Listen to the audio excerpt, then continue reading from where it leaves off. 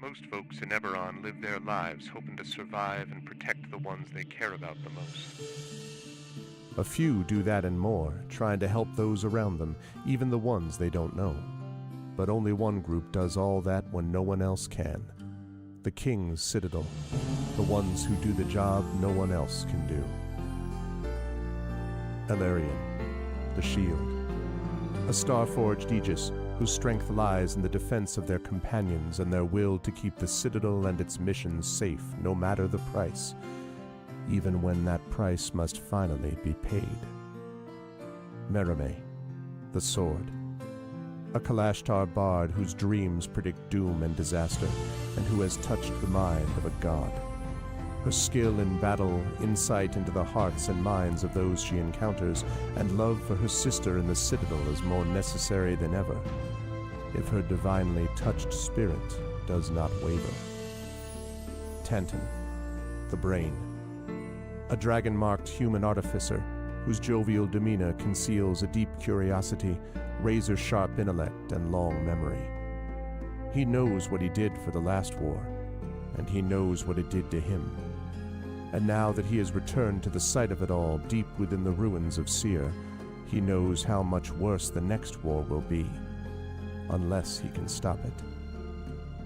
Nisiana, the Heart, a dragon-marked halfling healer whose love for her sister is matched only by her desire to help and heal the members of the Citadel.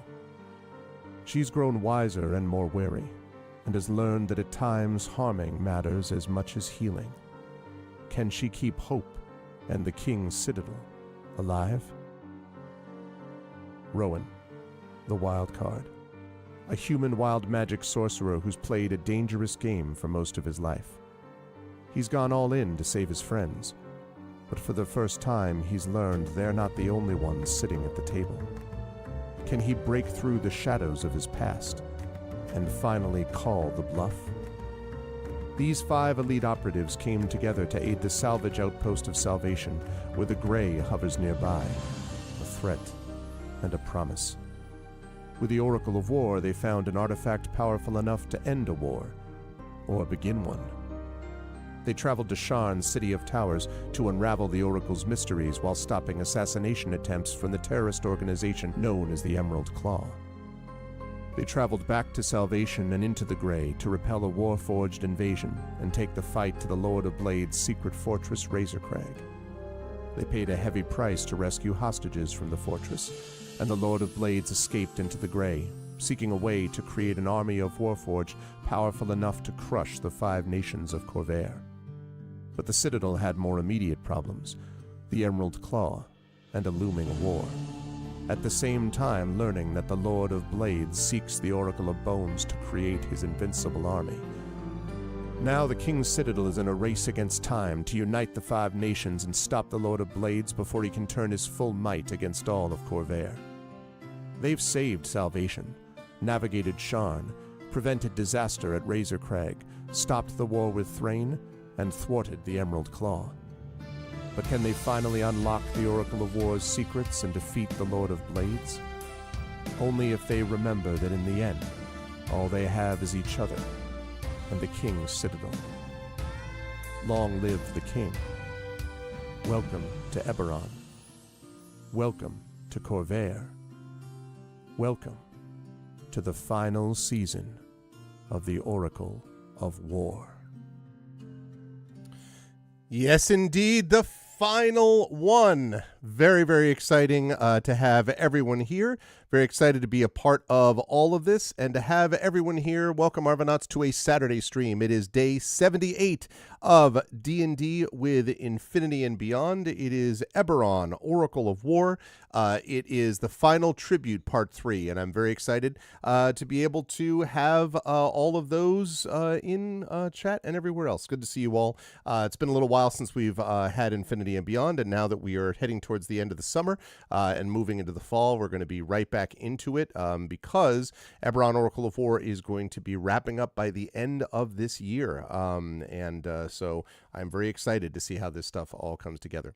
So with all that said, just a couple of notes before we move on. First of all, if you haven't done so already, please follow the channel. That's always important and really appreciated. Please follow the YouTube as well. That's !ArvTube, where you can subscribe to the YouTube. Free for you to do that, but really helps us out. We are at a new record level of subscribers, 1,111, I believe. You can check out not only this, but also various playlists. I have a playlist now of me talking about writing and with some little bits of writing advice in the shorts and all that.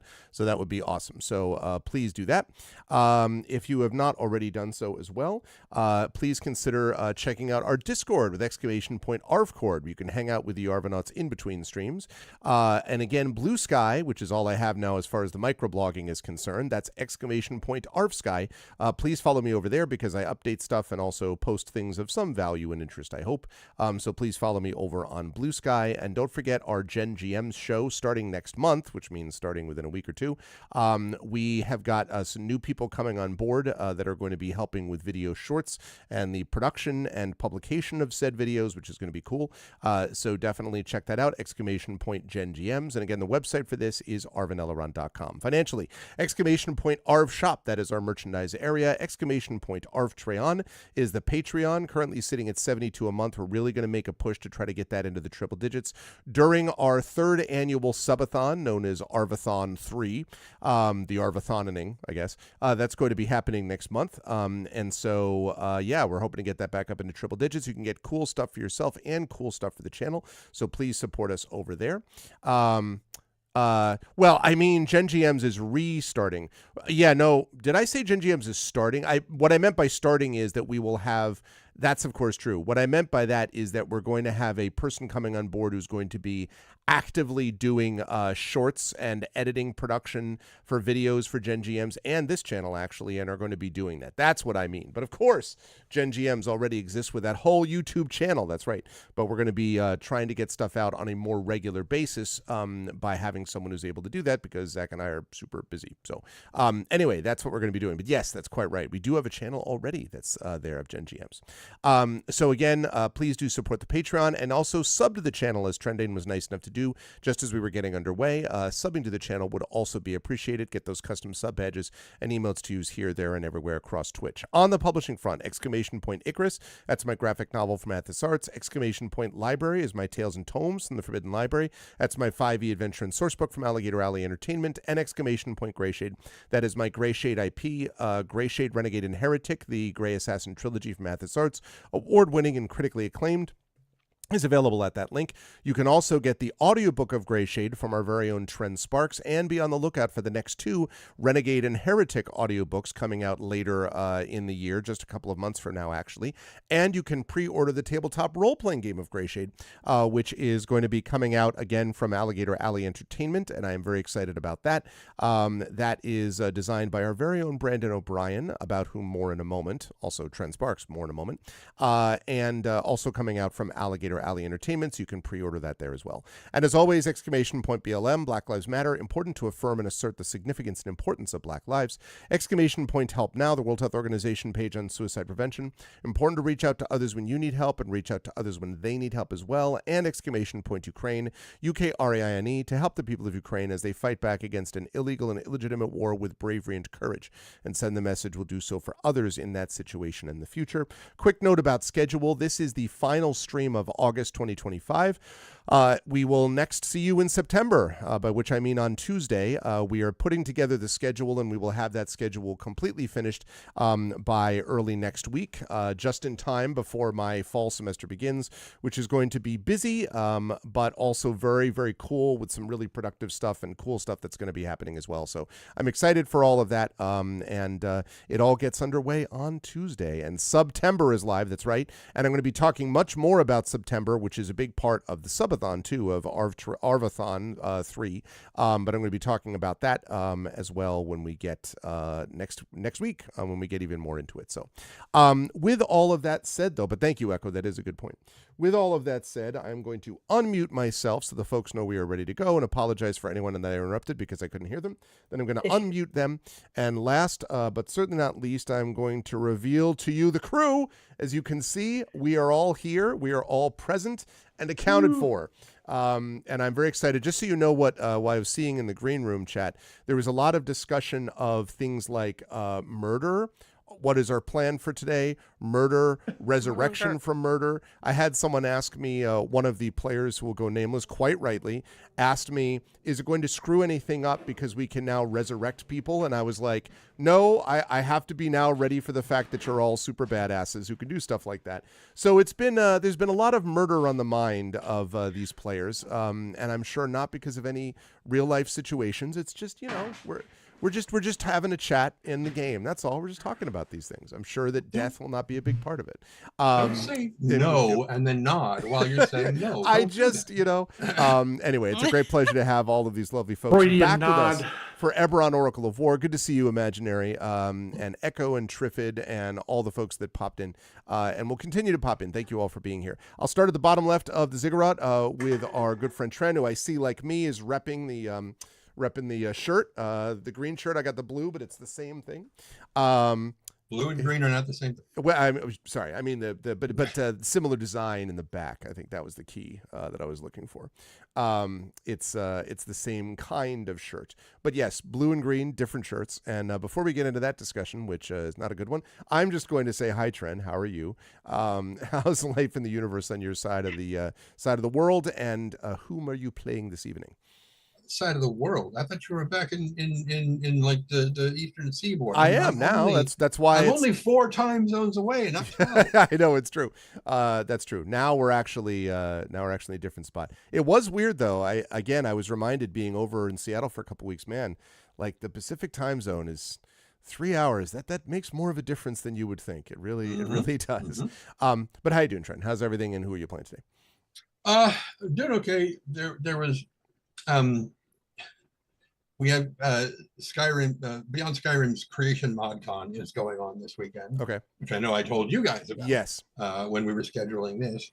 And it was my understanding that the MCs, myself and like 5 or 6 others, were going to be doing host segments between the various things. And over the course of the weeks since then, they've just basically decided, no, we're actually just pre-record these things as like intros for each one. Oh, cool. Because the different teams want to host their own thing so that they have time to talk about what they've been up to and everything. So I went from not certain I was going to be entirely conscious for doing this to having plenty of sleep and not being really able to remember what was going on. So, because I've slept since then. But then next weekend is Eurofurence in Germany. I think it's in Berlin. And so they have the Puppet Show, which is the puppet show that they do on Saturday night. And I do voice work for them a lot. Every year they're like, hey, you want to voice this character more? Sure, no problem. And so this year they're like, I'm like, hey, you guys said you were going to have stuff for us to record. You've got a week before the thing. When are you going to send us the script? And they're like, we're still writing it. I'm like, well, you need to, I mean, yeah. And so I finally recorded the last of the stuff yesterday. And well, last night they were like, okay, I'm like, how do you want this to sound different from the King that I voiced in the other intermission? They're like, whatever. I'm like, do not do that. Always goes over real well with Trent. You're like, whatever, never mind. They're like, well, okay, it needs to be like a slightly higher pitch than the King. I'm like, yeah, the King's a bear, of course. It's like, yeah. They're like, just give me kind less of king-like, perhaps. I don't know. A bear falsetto would be hilarious. I've done it before. It was a queer telling of Goldilocks and the Three Bears, and nice. The Three Bears were, oh man, it is so difficult to do a voice like this but make it gay. It was so anyway, totally different question. That hard? Different story. I know. if you listen The to great demo the great reel, thing about it's in Trend there. introductions, I should just say, is They that I can ask whatever question, and I have no idea where we're going to end up. I did not have Goldilocks and the Three Bears but Gay on my bingo card as a response to this question, and I'm here for it. And here you are. Yeah, So yeah. I'm playing Tantin. I'm just going to leave it at Tantin because trying to remember the rest of it at this point is. And he usually has a Robo Good Boy expander with it. He hasn't rebuilt him yet. Yeah, I keep waiting for the moment. Yeah, I'm sure. I mean, I keep updating his character sheet for when I do rebuild him. But yeah. Anyway, so last we did the thing that we're doing with stuff. Tantin and His Highness the Prince were down in the village getting ready to melt down a crown. Yes, I'm very excited for that. That is going to be one of the scenes that we're going to have. And we also have a murder to solve, but we'll talk about that in a minute. Yay, murder. But I am very excited for the going out and being with the people thing. Very, very Henry V. We'll talk about that when we get there. I'm not singing No Nobbies. But well, listen. But always a pleasure to have Trent with us. And again, if you want to hear that, if you're like, wow, Trent's vocal stylings are amazing. Is there anything else that he's worked on? Why, yes. And if you want to hear more, not only should you get the Gray Shade audiobook, you should also be ready coming in the next couple of months. Renegade and Heretic audiobooks coming out as well. So you'll get a chance for all of that good Trent audio-ness. Thank you, Trent. Always a pleasure. Also a pleasure to have the amazing and awesome Marie Bilodeau with us. Marie is back, had to leave a bit early last time, is here with us with bells on, and is ready to go.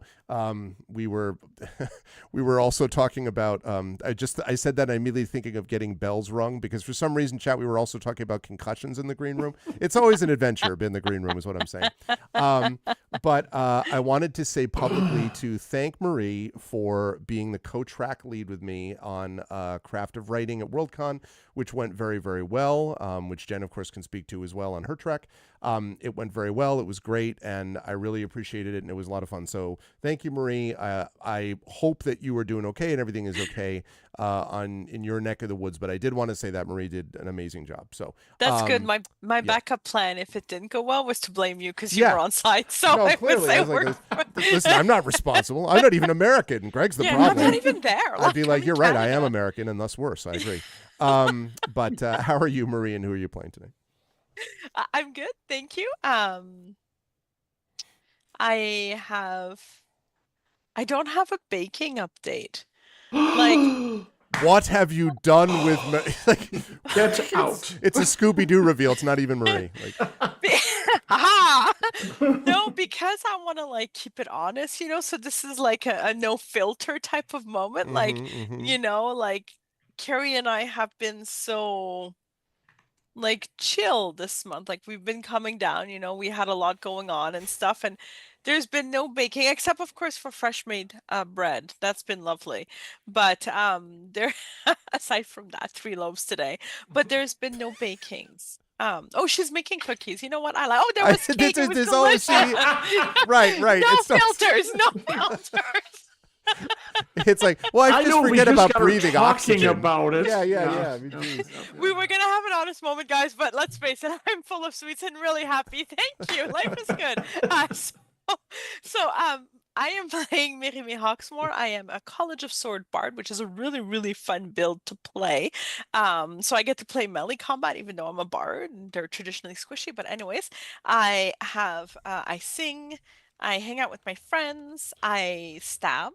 I'm to understand there might be some solving of murder mysteries, which is exciting. And also sometimes I murder. And yeah, I am very excited to hang out with my sister and all of my friends and to just, reintegrate after I died partway through the game last time. So I'm excited to be here. Thank you all. Thank you. It's always a pleasure to have Marie with us. Thanks, Marie. Also a pleasure to have someone that I got to see in person just recently, a fair bit of, and that is, of course, the poet laureate of Seattle Worldcon, Brandon O'Brien, who not only did awesome stuff with the various panels and with the kick-ass open mic that I was able to see part of, and also with the If you have not seen the poems that Brandon read at the Hugo ceremony, you need to go check that out. Like they're super legit. So that was really good time. And Brandon got to stay with me for a couple of days before we went out to Seattle Worldcon, confirming that my area is not always a ice, encased, windswept hellscape. Like it's not always like that.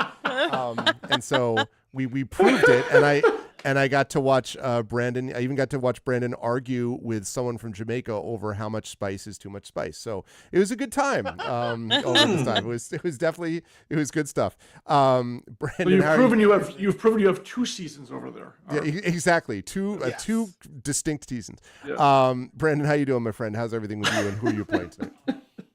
I am very good. Still recovering from having not been in my own home for 3 whole weeks. Yeah. I've discovered that I am still presently acclimating.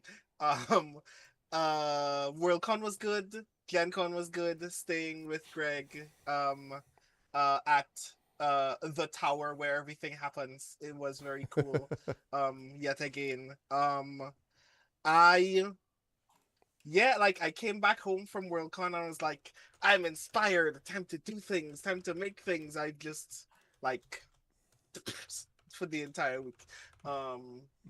Mostly because Worldcon was a very powerful experience. I'm very grateful that there was a poet laureate. I'm very grateful that there was a best poem Hugo, and all of my energy was just like, the thing happened, and all of my my soul is still there where that was all taking place. So I will soon recover the rest of me and get back to work in earnest. But tonight is not about me. Tonight is about Rowan Shallow, who I'll be playing this evening, who is a wild magic sorcerer whose wild magic is gun, and who is very curious about how any of us, themselves included, is going to solve a murder in this space, but we shall see. It's going to be interesting to see how that happens because, yeah, I mean, like what could go wrong? You're in a refugee camp essentially, and trying to avoid war breaking out when you're really trying to get information about where there's a mystical artifact. So that's all. The question is not what might go wrong. The question is how many of the things that can go wrong won't go wrong this time. Yeah.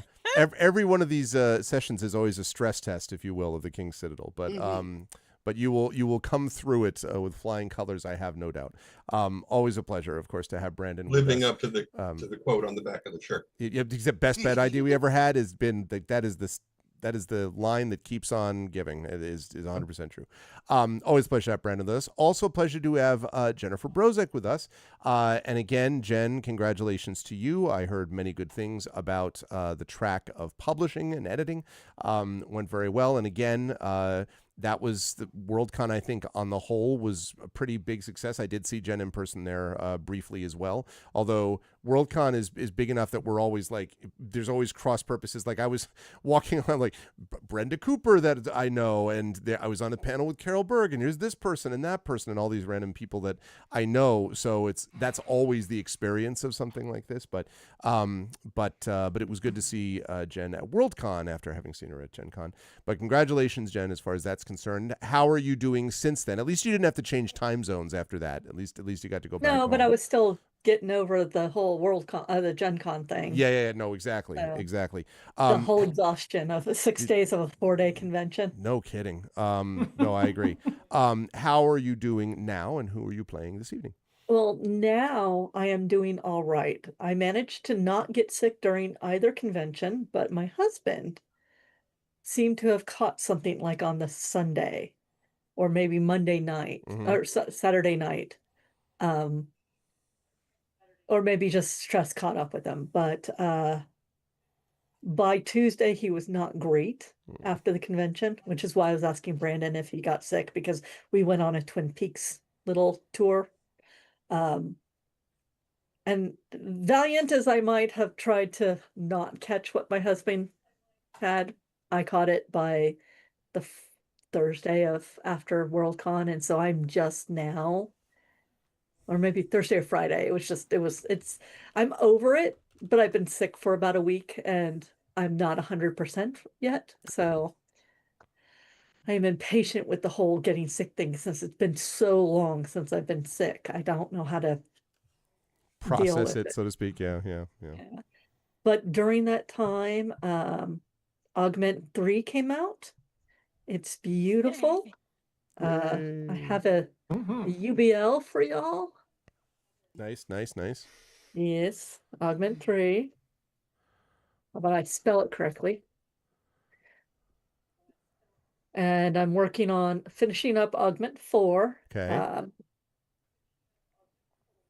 I actually have I'm going to be interviewed September 10th on Story Hour. Yep. Which is 4 p.m. you guys' time, 7 p.m. my time. No. Yes. That's right. Yes. 7 p.m. our time. 7 p.m. your time, it's 4 p.m. my time. Let me get. Did you say interviewed, not doing a reading on Story? Well, I'm doing reading, but they're also going to talk to me. I'm actually going to do 3 pieces of horror flash fiction. Okay, cool. And I'm reading with someone, an author whose names I cannot remember because I have no brain today. But you know what? I'm working on it, and I know where to look things up.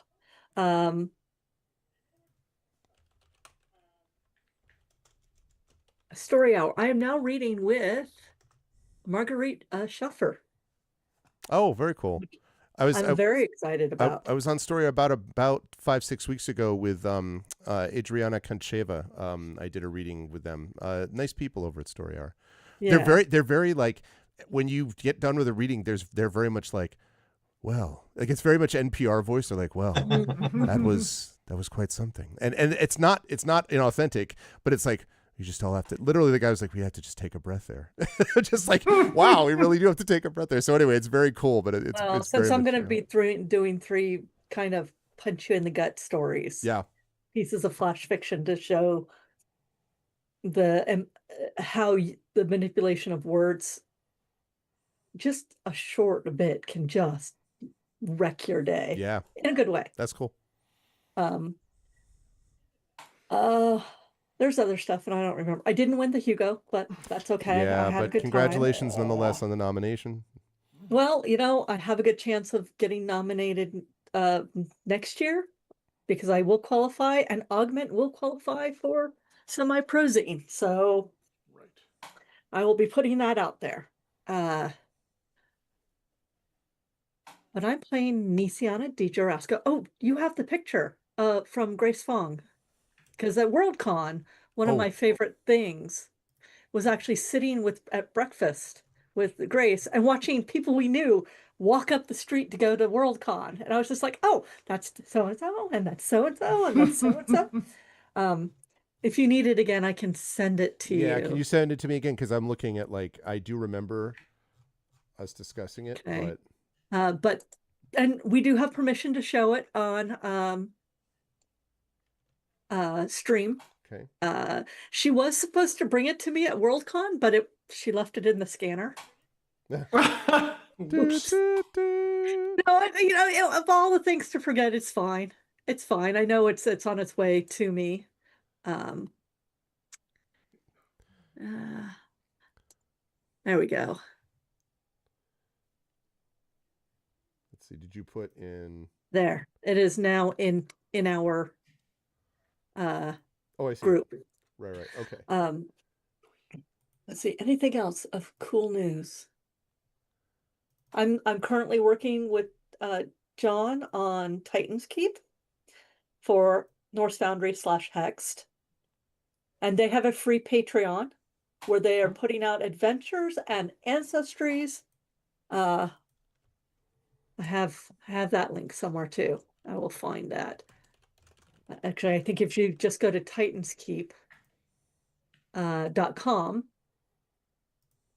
it will link you to the Patreon. So, Titan's Keep is a new RPG that I am helping manage. Because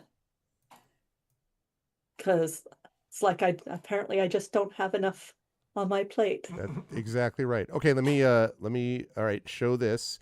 All right, Yeah. so I think this is the first time. This is certainly being publicly revealed on our stream anyway. It is the first time it's being public. I haven't shown anybody. Oh yeah. Okay. So chat, get ready. I am going to.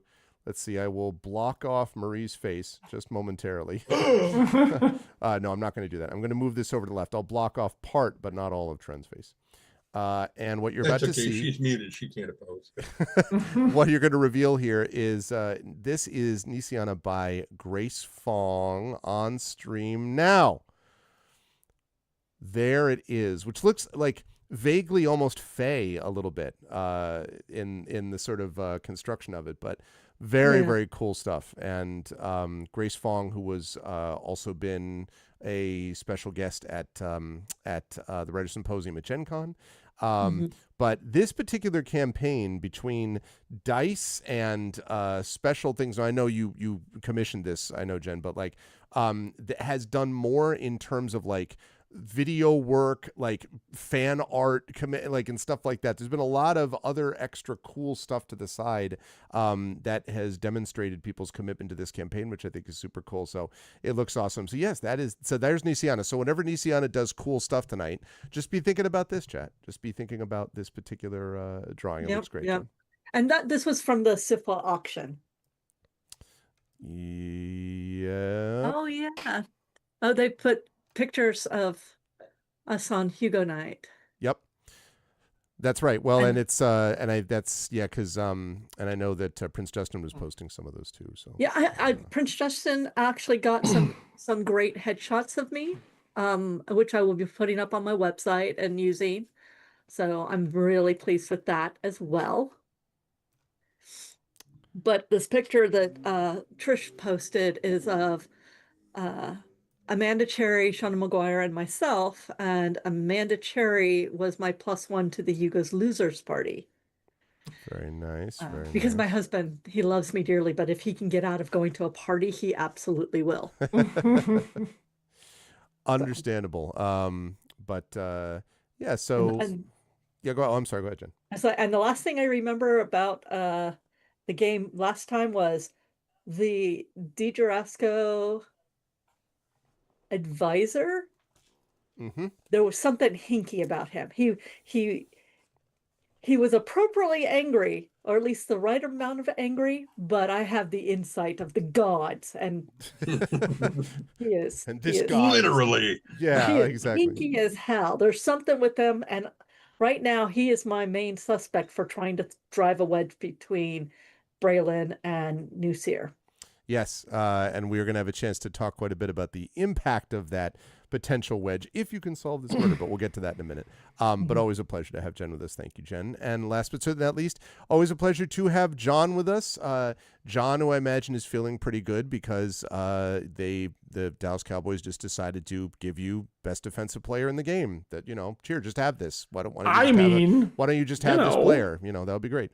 I know it's over everyone's head, Trent. I just, occasionally John and I talk football, me to talk about the fading of my team. And anyway, I'm sure you're looking forward to October 26th. I have no doubt. Yes, that will be the right battle there. of the Packers, John's favorite team, against the Steelers, my favorite team. I live in Green Bay. I don't have a choice. Yeah, exactly. Now, you're required by law to be a Packers fan. You live in Green Bay. Pretty much. That's how it works. So they can't make me eat beer cheese soup. That's fair. So. Have you ever worn a cheese head, by the way, in anger? Have you ever worn not a cheese in joy or anger or any other emotion, to be quite honest. Okay. It's not really me. But no, to say that Green Bay, we'll keep this short. There's been a lot of these monumental trades where Green Bay has been always on the periphery of.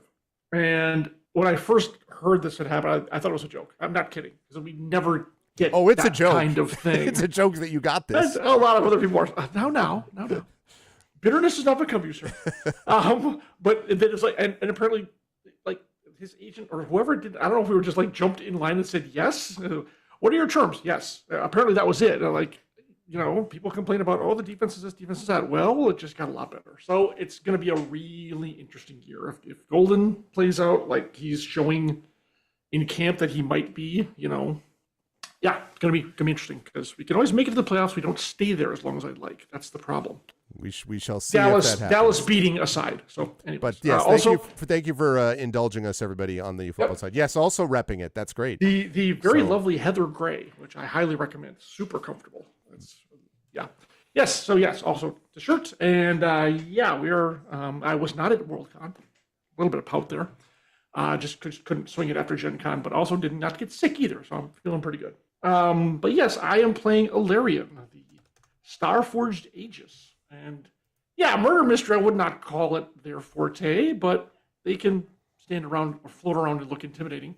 Right now, I'm currently shadowing Trend and the King to make sure nothing untoward happens to them as they head outside to do this little crown melting business. I believe I'm invisible in like 100 feet in the air because I said I was taking off to watch over them. Literally, that's what's going down right now. Yes. So looking forward to it's great to have the game after a month off. All you people running around to cons and stuff. I know. Anyways, that's fine. It's fine. But yeah, looking forward to playing and can't wait to get started. Let's get into it then. It is a pleasure to have everyone back with us, and I will fire this up as we talk a little bit about what happened in our last session. And in our last session, the members of the King's Citadel have been sent to the refugee camp of New Seer. This contains a lot of the survivors of the morning, which caused this disastrous zone of strange anti-magic and death and confusion known as the Mournland, or more popularly known as the Grey. The King's Citadel went to New Seer, though, for a specific reason, and that is that they are aware that their Prince of New Seer, Prince Orgev, is one of the few people, maybe the only person, who will have the location of the creation forge of making that was created by House Cannith. Why does this matter? Because they're not the only ones looking for it. The Lord of Blades, who has been the rogue warforged living in the Grey and is summoning an army of all evil to him. The Lord of Blades has assembled, or is attempting to assemble, an army which will quite literally overrun the entire continent of Corvair, and to do so is trying to assemble a group of exclusively warforged. He is seeking something which will make it possible for him to create these creatures at scale. This thing is known as the Forge of Making, the Creation Forge. But the location of it is a secret. It's a secret to everyone. Take this. It's a secret, and it is a secret known to the leaders of Seer. And so the party has gone to Seer with the blessing of the King of Brayland himself, with an attempt to gather this information. When they arrived in New Seer, of course, what they discovered was the refugee town appellation is appropriately earned. New Seer is in disastrous condition. The people are not only downtrodden and dirty and, ill and famished, and quite literally famished and so on, but they have apparently lost a great deal of hope. Some people, specifically Miatanton de Cannith of the House Cannith, was particularly angry at the way that these people were treated, but not all might have been exactly as it seemed. Because when they actually met Prince Orgev, what they found was a person who is clearly overwhelmed in an attempt to take care of his people, but has been incapable of doing so adequately over the last few months in particular, as things have for some reason become measurably worse. Not that it's been great for the last couple of years, but they've gotten immeasurably worse in these circumstances. And the prince, in speaking to them, gave some information about why that might have happened. Next to him is one of his principal advisors, who is Diraz de Jarasco. And this is the one that Nisiana, that Jen made reference to, that Nisiana would belong to the same house. Again, expressed the appropriate amount of outrage at the right time, but Nisiana, after having sort of focused a little bit of attention on him, found it was a little bit too perfect, like outrage with the edges sanded off, you know what I mean? Like a little bit too by the numbers, if you will. The ChatGPT version of anger, let's say. And so as a consequence, Nisiana is very suspicious of Diraz de Jarasco. But what the prince finally decided to do was to think a little bit about what the King's Citadel, led by, in this particular case, Rowan Shallow, was one of the big people trying to convince him to do this, to give the information about this forge, to do so without holding them to ransom and asking for 1 million gold or whatever, to try to give his people the resources that they need, and also to try to get down in the dirt, if you will, and see exactly what his people are suffering. To this end, Tantin agreed, in fact volunteered, to accompany the prince to see his people and, in a public ceremony, to melt down the prince's crown, to demonstrate that the prince is the leader of his people, not because of his title, not because of his names, but because of his deeds, because of the things that he chooses to be. While Tantin does this, Alarion has decided that they will invisibly follow 100 feet above, and has made clear to me in a private message that he's then going to death from above. I'm just kidding. I made all that part up. Just kidding. Don't spoil it. Just joking. Is going to be doing that. In the meantime, Merime and Rowan and Nisiana were going to be remaining in the castle, getting some rest.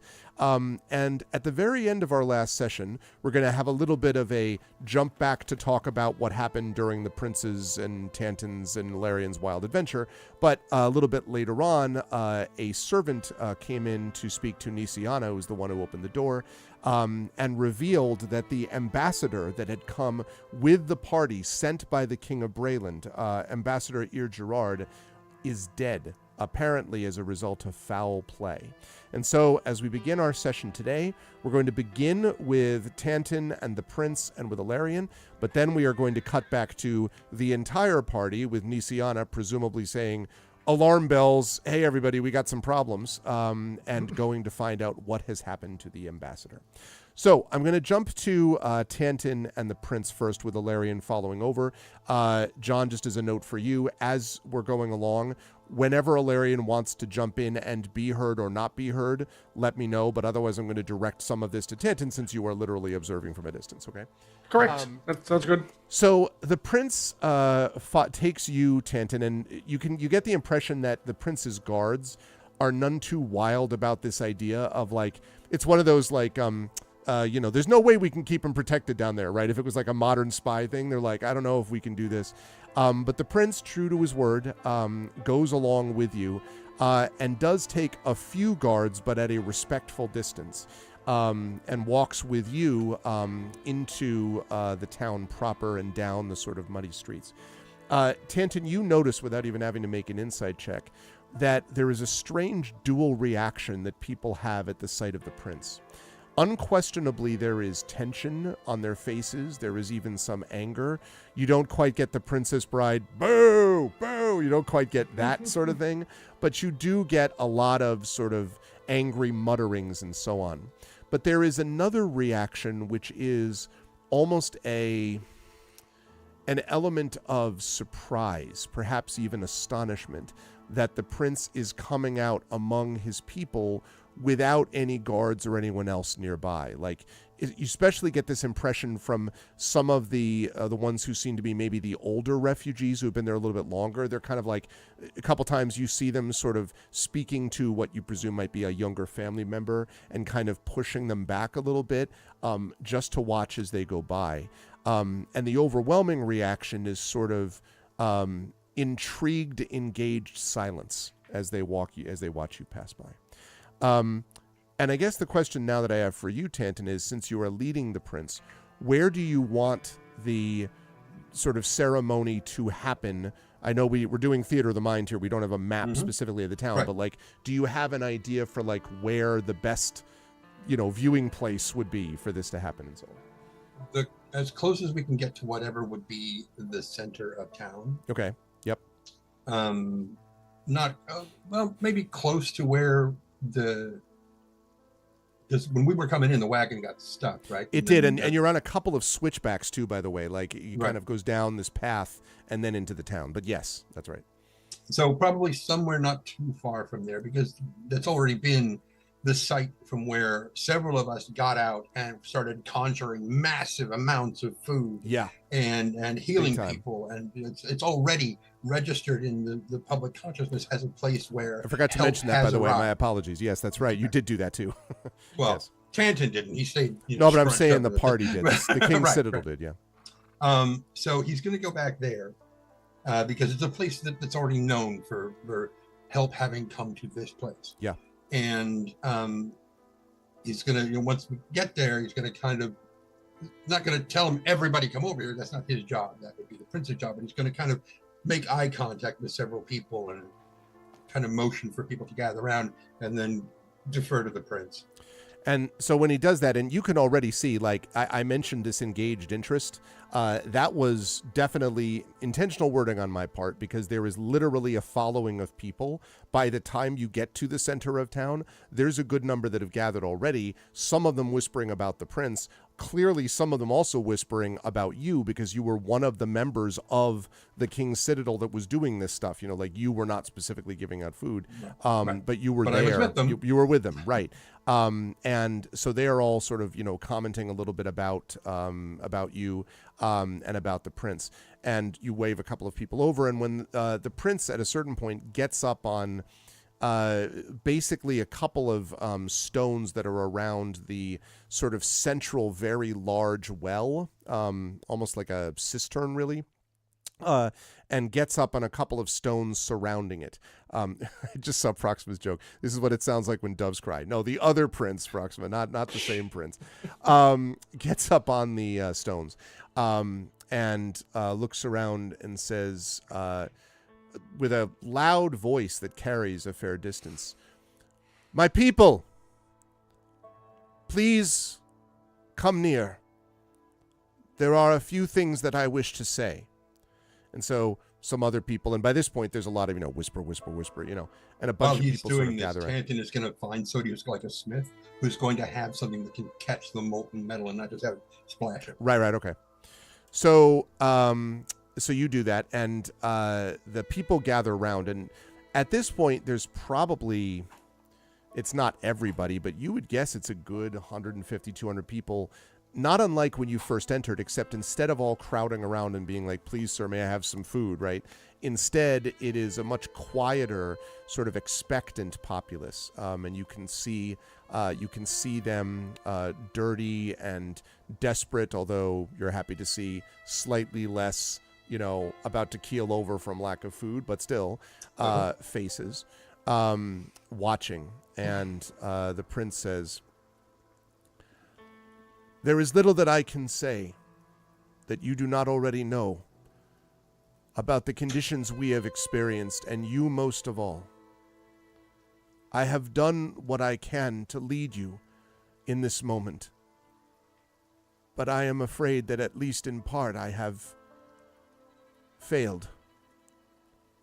I have failed because I did not see how to move beyond the limits of what I am, what we have. This," and he gestures down to you, "this man is one of the representatives from Brayland. And Brayland, and when he says Brayland, you hear kind of, right? Yeah. People are not super wild about Brayland. And Hey, we just fed you people. Come on. Well, Jeez. yeah, but I know. and he says, he sort of holds up a hand, and the muttering, it's not like really yelling, but sort of settles down, and he says, "There has been a desire for peace, and most of all, a desire for notice. We have not been noticed in our hour of need, but I have tried to notice you. I have seen you without knowing what to do to help you. But it occurs to me, I have had it pointed out to me, that it may seem as if I had done little other than remain in the castle, protected from your suffering. And he pulls the crown off of his head. Now, when he takes the crown off of his head, there's very much a kind of like the crowd gets super quiet, and he holds it up and he says, I am your leader. I am the prince of New Seer. And Seer will be reborn. But not through these old symbols. And he holds up the crown. It will only happen if we are reborn together as one people. And he looks down at you, Tanton, and he says, you have said that this can be melted down. I would ask, can it be reforged as something else? Something new for these people? A symbol of what we may become.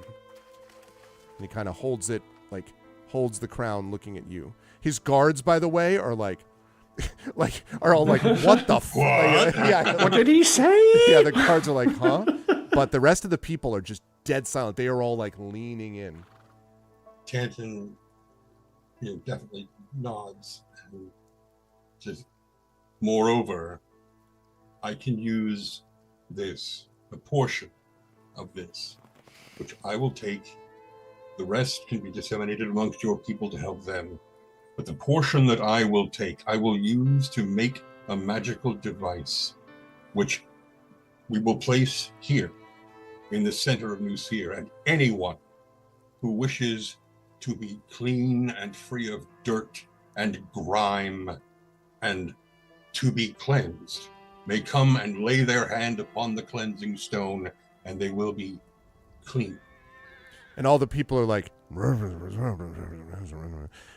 it seems to be a mixture of, that's amazing. That's a great, and a couple of people are like, that's bullshit. I mean, more or less, right? There's a few who disagree. Now they clearly are not challenging you. Just to be clear, it's just sort of a muttering, yeah.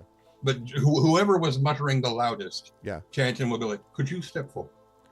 So the people there get very quiet again, and then a couple of them move away, and there is a man of middle years who's kind of standing there a little stooped, and he kind of looks right and left and says, I meant no offense, but I've heard promises before. There is none taken. Let me show you what this cleansing stone will do. And Tanton reaches over, touches him, prestidigitation, and clean that man up right now. So he flinches a bit, and then when you do this, just, and there's just this moment where all the dirt seems to fall from him as if you had tapped a statue, and a layer of mud and dried mud just falls from it and hits the ground. And there's this just wide-eyed reaction from the crowd, and he sort of looks down at himself. His clothes are still, pretty tattered and all that. Yeah, but it's not mending, but it's... Yeah, no. He looks up and he says, thank you. And he kind of is clearly choked up. He doesn't even know what to say. And the people around are like, and there's just this mutter of sort of amazement in the crowd. And the prince sort of nods and says, then this shall be done. And one of the guards steps up and says, my liege, are you sure that... And the prince fixes him with a stare which can only be described as withering. Withering. Yes. Yeah. And the guard sort of Homer Simpsons back into the spot. Right? And so he then says, holds the crown ready to hand over to you. And by this point, more people have gathered. There are children you see hoisted up on shoulders, and everyone is kind of you hear some excited whispering about, do I get to be clean? Does that work for me? All that stuff. So yeah, they await what you're going to do, I think, Tanton. So yeah, Tanton, by this point, I imagine the guy that Tanton talked to probably has the receptacle for the molten metal to fall into. Mm-hmm. Now, the prince's crown, is it just gold or is there jewels? It is just gold, although there are what look like. I wouldn't call them. There may be some other metals that are not gold. This, like, it's a gold crown, but it's not like, you've seen even more elaborate ones, let's say. Right. Put it that way. So yeah, Ken will put the receptacle on the thing, and he'll take the crown and stand it in there. I just want to make sure that if there were jewels, that as the metal liquefies, Tandon would use his tools to pick them out and set them aside. Yeah, no, it's more like metal that's not gold that needs to be like maybe kind of removed from it in some way, like impurity. Let's put it that way. That might be described, but you can do that fairly easily, you think? Yeah. There is this moment, by the way, where as you're beginning to do this and the metal is beginning to liquefy in a way that you can explain to me, but the sort of gleam of it, the kind of light of it sort of lights up the faces of the people who are closest to it as they sort of stare at it. And the prince in particular looks down at the crown, just sort of steadfast and stolid-faced. So go ahead if you were going to describe the rest of the turn. It's just the heat metal spell. Okay. And just melting it down. If there are bits of like maybe either impurities or filigree or whatever that has a different melting point than gold, he'll pull that out with some of his things, and then later after that he'll melt that part down too in a separate container. Whatever. But ultimately, what he's going to wind up doing is scooping off a small cup of the molten gold before it sets again. Okay. And he's going to take that and use that for the runes in the stone that he's going to do. Okay. How long does it take to do that rune part, by the way? That the 8 cleansing hours. stone. 8 hours. Okay. Is that like so you're out of commission for the next 8 hours? Is that kind of sort the of? deal? Yeah. It would take anybody else. It would take 32 hours. But because I'm a smith, a battlesmith or artificer, battlesmith with magical adept abilities, I can do it at a quarter of the time for half the price. Okay. So it's going to be 25 gold, which I definitely have. Okay. And so 8 hours. And the prince is going to be there with you, and sort of watches. At one point, he sits on the stones, but he's watching. A few of the people drift away, but a lot of them. There are a couple people literally just like sit down, and a couple of kids like kind of nod off, but the parents are still watching clearly as you're doing this. And as this is going on, I want to jump to Ilarion for a minute, because Ilarion, you've been floating above, and I assume now you're floating over, watching as this melting and the sort of smoke and so on rises from this process. I'm tempted to quote Beowulf, Seamus translation of Beowulf, "Heaven swallowed the smoke." But as this smoke drifts past you, I would like a perception check from you, please, Ilarion.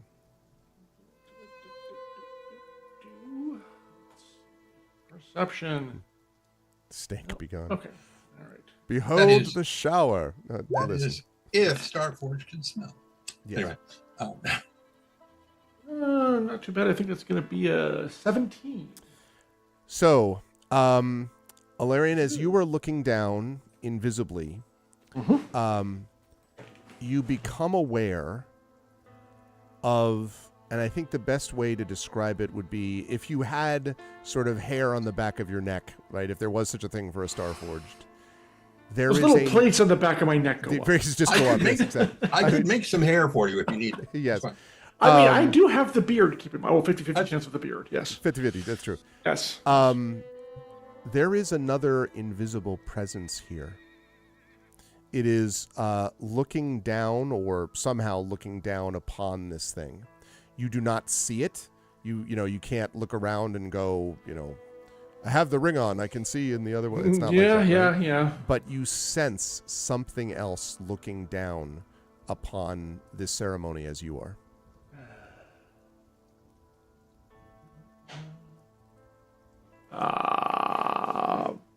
Okay. So is it in the air or like at the top of it? No, there's no buildings here. It's all tents, isn't it? I mean, yeah, like the tall, you just left the tallest building with the castle. Right. Can I get a sense of how close it is to me? It's definitely not right next to you, but the presence is quite distinctive in the sense that it's whatever this is powerful. That's not good. It's almost like an electrical field might be another way to describe it. Well, it's funny you mention that because as my arcane insight gives me, I detect those kinds of things as akin to like static electricity. Okay. So I would like to zoom in on it by using arcane insight, which gives me advantage on arcana checks to do so. Okay, go ahead and do that. All right. Yeah, exactly. Imaginary. Neat ceremony, am I right? See if it answers. Yeah, I mean, It's a great view. There we go. I'll take that 23. So the presence and the arcane insight remind me just allows you to determine if like naturally sense hubs of magic akin to a paladin's ability to sense evil. A faith forge will sense strong magical presence with a sensation of static electricity, while magically corrupt or dead areas will sound like a ringing in the ears. Okay. Yes, there is a very intense field of, I think the best way to describe it would be chaotic magic. There is confusion in it almost, but it is definitely a coherent presence, right? It's one thing, obviously. Yeah. But it is clearly there. And then as you're sort of kind of looking, right, the hairs on your neck, the equivalent of it, goes down and the presence disappears. But it was quite obviously there. Disappears as in vanishes or disappears as in don't feel flies away? You don't know. But you wait, do not. I don't know is the simple answer. I'm just curious. You don't feel it anymore. All right, it was definitely there for a moment. I mean, for a few moments. Yeah, well, I'm not happy about that at all. I want to, like, they're in the middle of the process of doing this, right? So everyone's, certainly their attention's on them. Yeah. I give it, like, 10 seconds just to make sure they didn't, like, I'm going to go and, tear the prince's head off or something. Right. No. But it doesn't appear like that's happening. I want to go out to about, like, how to say this? I want to go out to a perimeter of, like, 50 feet from the center of those two. Right. And do kind of a big circle and make sure it's not just repositioned itself somewhere else. Like, it's possible it said speed. No, all right. Nothing. All right, file that away, and let's see, 8 hours. I'm not sure I'm going to stay here that long necessarily. I like Trent, don't get me wrong, I like Tanton, but there's probably other things that need to be done here. And besides the guards, how many guards did he take with him? 3. I mean, it's highly unlikely the crowd is going to mob up and try to, like, charge them or something. Especially after they don't that very seem nice like they're speech. in the mob. Yeah, they don't see like mob they're mentality, in the mob. exactly. Yeah. All right, things seem to be in... I mean, I'll probably hang around for, like, the first half hour. Okay. And then afterwards, I'm going to head back to the manor. Okay. Because I'm also going to see, I want to see if that presence, every few minutes I'm going to ping, I want to see if that presence comes back. That's the other reason I'm staying there. One ping only, vicinity. That's right. Right. Okay. Yeah, you can do that. So I want to cut back to, but I see that the Jen is left temporarily. Rowan and Merime, I believe Nisiana is the one who opened the door, but while you were both resting, were any of you doing anything unusual about the rest? That is to say, Rowan, were you like, thinking about specific ways that you were going to address, try to kind of do the final argument for the prince and all that stuff the next day? Merime, are you thinking a little bit about any Kalashtar dream-based stuff? I'm just curious if any of that's going on. If not, that's fine. You don't have to just make up something, but I'm just curious. Rowan is asleep. Okay. Merime, what about you? I'm guessing, honestly, just because of all that we did last the other day when I wasn't here, but I'm guessing that she is also trying to get her sleep so that she can get her spell slots up and she can just be ready to tackle whatever comes for them in the morning. Yeah, she is fairly tired with life right now. Okay. Fair enough. So then, Nisiana, when they arrive, let me see. Hold on one second. I realized okay, good. Yeah, that's what I thought. Excellent.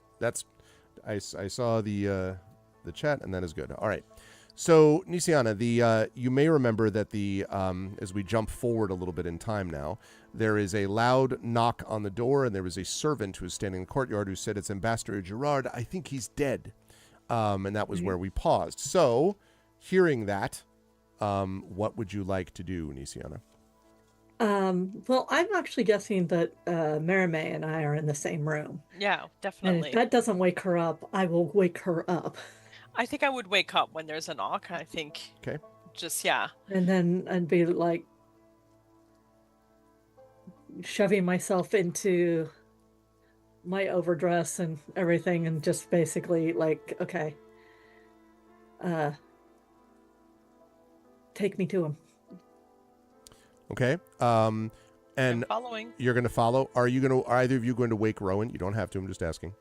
Yeah, just, I mean, pound on his door or something. Tell him, get up, Rowan. We got a problem. We need you. Throw a ball bearing at him. Ow. This character doesn't have. Oh wait, does this character ball? No, this character doesn't have ball bearings. A different one has many. So, Rowan, you would hear that, and it's up to you if you want to follow them or what state you're in. I do get up very slowly and much to my chagrin, but I do get up and I do. Like, I imagine when Nisiana knocks on the door, they just continue walking immediately. Yeah, no, afterwards, basically so it's pound, pound, pound. Rowan, get up. We need you. And then I go. Yeah, and then I come back out just essentially in time to see them turn the corner. I'm like, okay, still visibly tired, like my eyes are closed as I'm walking to follow them. Yeah. I'm not saying Nisiana isn't tired, but I am also like, I knew this was going to happen. Yeah, exactly. We have issues. Alarian, you would be back by this point. I think Tanton would not be yet, but I would think that Alarian would be back. Okay. So... I was just sitting in my room and doing the sentry mode, so I was kind of alert, but the power down thing where I'm not actually sleeping. Okay. So the four of you then follow the servant, whose name, by the way, is Alana, to the ambassador's room. And when you come in, you can see that Pater is lying in bed in his nightshirt. His face is very pale, and even from this distance, Nisiana, you can see that his lips are blue. There is smashed crockery and a tray of breakfast things that are lying on the floor. And Alana looks at you and says, I knocked on the door to deliver his breakfast. When there wasn't an answer, I unlocked it to let myself in, and there he was, dead in bed. I dropped my tray. That's mine right there. And she points at the crockery. And then I ran to get you. I've got to tell others, but please help. And she seems like... We will. We will. Just calm down. As an investigator, I basically take a moment and I look at the scene. Okay. I'm basically kind of looking, I'm not stepping into, I'm looking to see if, I don't know, dropped things, vials, a little rune scratch somewhere. I'm thinking of all the ways you could kill or poison a person who I haven't touched, but there isn't like blood splatters or anything on him, right? Mm-hmm. Well, so not that you can see from here. You haven't obviously walked up to the body yet, but not that you can see from here. I'll tell you that first part, which is just sort of looking around the room. So there are 2 glasses and a bottle of some substance on the table in the room. So he had a drink with someone. Maybe.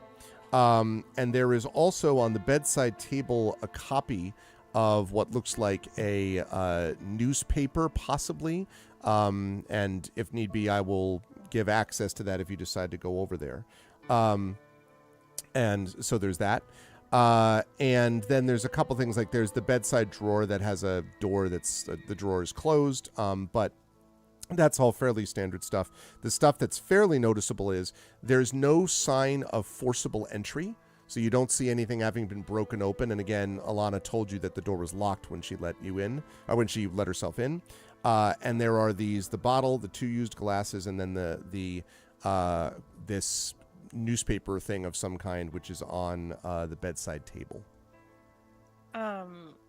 Just so you know, I will establish a mind link and just kind of tell people who aren't in the room as well what's happening. I can reach to 170 feet, so I think I can reach. So I basically am starting to go down the list and looking, and then I'm going to turn back to Rowan. Say, Rowan, look at this scene. What do you see that's out of place? Is there anything that you see that I wouldn't? Is there anything that I see that anybody else wouldn't? Remember that I have the observer feat. There you go. So yes, you do. You're a bad guy. You're a dark shadow. You're a bad guy. Wow. No, I know what you mean.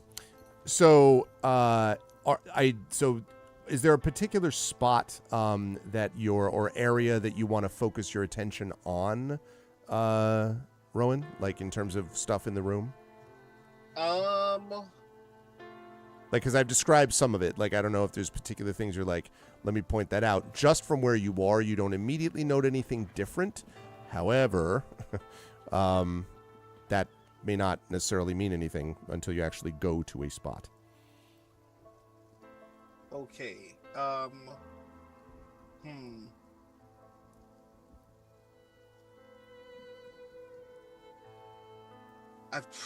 I mean, I feel like there are obvious things, the obvious parts to do, but I do want to first check. Other than the door to this room, what other ways can you enter or leave this room? From what you're looking at, this is in an interior room, no windows. So unless there is a secret entrance in or out, which you can try to take a look for if you wish, but unless there's something like that, then there is no. The only way in or out is the door that you just came through. Is Alana still here? Yes. Looking at you anxiously. Without even actually turning to Alana, I just turn to the door and I go, "Was this door locked when you got here?" And she nods. Oh, yes, sir. I had to unlock it to go in when I knocked and nobody answered.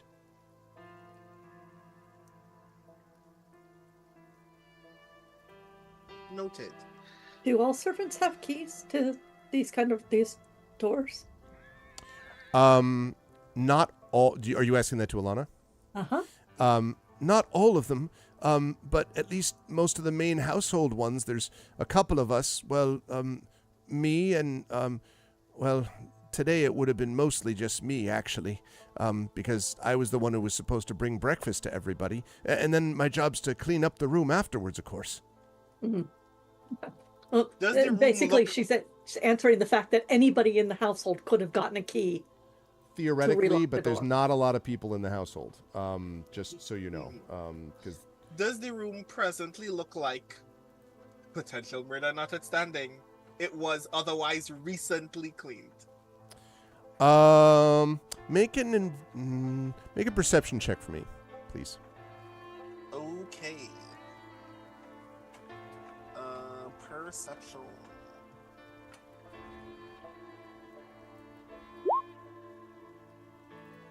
Seven. I mean, it looks pretty clean now. Ish. Cool. Noted. This does not look well for you, Alana. And Alana says, well, to be clear, why? What? Because Alana told you that she would clean it like after. I mean, oh, you're saying I see that it looks clean now. You don't get you don't know when it was cleaned last. I mean, yes, true, but also based on what Alana just said, the only person who has a key and has reason to be here right now is yes, Alana. Yeah, and so add 5 to that. Oh, because right, 12. It's +5 for observing. Yeah. Yeah, you don't know exactly. You definitely think that it. You don't get the impression a lot of work has just been done or something like that. The fact that there's a smashed crockery and the tray and everything on the ground, which according to Alana is hers that she dropped when she saw the ambassador and was shocked, that suggests in particular that there hasn't been a lot of cleaning done here since this discovery anyway. Okay. While they're doing that, can I go look at, because there's 2 glasses you said. Yes. And the newspaper, can I go look at that? And like, I'm a huge fan of Agatha Christie, so like, is there been poison here? And I'll ask the perhaps like shaken servant now because of Rowan's accusation. Like 2 glasses. Did the ambassador receive anyone last night that you know? And when you ask that, she says, "Oh, I have no idea. I haven't actually seen the ambassador since yesterday afternoon. Just very briefly when he was coming in. They just sent me this morning." Okay, that's okay. Well, can I see anything on the glasses, like even lipstick stains or something that would like? Let me have you make a medicine check, please. First of all, Medicine one thing I can tell you for Amazing. one thing I can tell you for free is that the glasses were definitely used. You can tell that without having to do any kind of set searches or anything. And the bottle is a bottle of a specific kind of gin known as Kureva gin, Kuryeva gin, which is a particular kind of decently strong alcohol, but it's like, it's an alcohol you would have. Some people like gin and tonics or whatever like that. That would be something like this. Okay. Aside from that, Right, and I'm bending luck for you, so you will add 1d4 to that. Oh, thank you.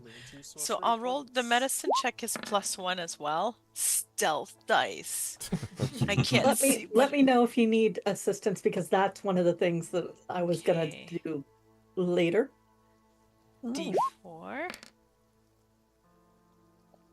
1. Wow, so I that's was hoping for the 19, but still. me too. 16 + 1 because of my jack of all trades, so 17 altogether. Yeah, you're not sure. There's something, I mean, it definitely looks like there's a little bit of sort of the dregs basically in the bottom of each glass. There's a little bit of liquid left over. But you're not really sure if there's something unusual about this or not. It smells like alcohol. Right, but that would so- disguise the stink of most poisons I believe True. you'll find. And there's no like sign of like lipstick or what about a DNA swab finger? Yeah, I was gonna say, yeah. Like, so you just you Who's use got your the sunglasses to take off and a pithy line? the you know? UV light, right? Like That's no. right. No, unfortunately there is not. You do not see any lipstick. Both glasses are used for whatever that's Okay. worth. Okay. And the newspaper, is it from yesterday? From... In fact, I happen to have a handout. Ooh, props. 'Cause maybe they were looking at it and like discussing it while drinking, either, Yeah. Let's see. I'm going to show it to you on roll 20. It's in just okay, a Light minute. and Passion. You missed the fact that Lilu pushed Mimir off the cat bed, the cat tree, during when we last left Flash segment, and the only person who noticed in the stream was Tren, and he just started laughing, which made me laugh. And also Highlight and Passion, good to see you. Okay. Right. All right. I have this. I'm going to, as soon as this is finished, there it is. Okay. I am Newsflash! going Attention, to- Mr. and Mrs. America, and all the ships at sea. Doesn't that have Mr. and Mrs. Corvair and all the ships at sea, sir? That's not how it was normally said. Ooh, the Breland Ledger? Yep, Oh, and I'm going to head ready over to for reveal war. this to them as well. I've asked you to do this before, Marie, but you do such a good job with it, but also because you're the one looking. Could you Oh, no. please, would you please be so kind as Oh. to read this to the fine people in... Yes. Hell. And I think I'm already seeing a secret code, Greg. And I'm very excited. Okay. It That was involves leisure. pastries. Yeah, exactly. Let's focus on that, shall we? Right Hey, look, here. it Master is circled. Couplets. It is circled. Right? Okay. Rather good. Rather good. That's a review. I know, right? Okay. Barely tolerable. This was somewhat Barely decent, you know? Palatable, almost. Okay, the Breland Ledger, ready for war. Allies stand shoulder to shoulder for the first time in over a century by our war correspondent. Growing concerns about the threat posed by the Lord of Blades and his rebel army have led the nations of Aundair, Breland, Karnath, and Thrain to set aside their differences and form a coalition to take on the Warforged leader. By seizing control of Argonth, Breland's mighty flying fortress, the Lord of Blades had shown himself to be as cunning as he is brazen, and much more than the tin pot dictator many, including this reporter, assumed him to be at first. As a deranged cult leader gathers more and more disgruntled Warforged fanatics to his banner, our own King Bornel met with Queen Aurala of Aundair, King Chaos III of Karnath, and Thrain's Keeper of the Flame in Thronehold.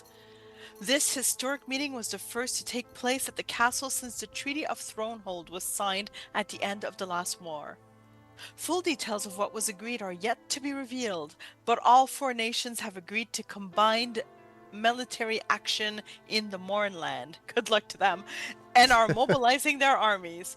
Breland's Minister of War, Balthasar Dranat, said, "We've certainly had our disagreements, but we all see eye to eye on this matter. Only by working together can we bring down this tyrant." There you go. So that is what you see.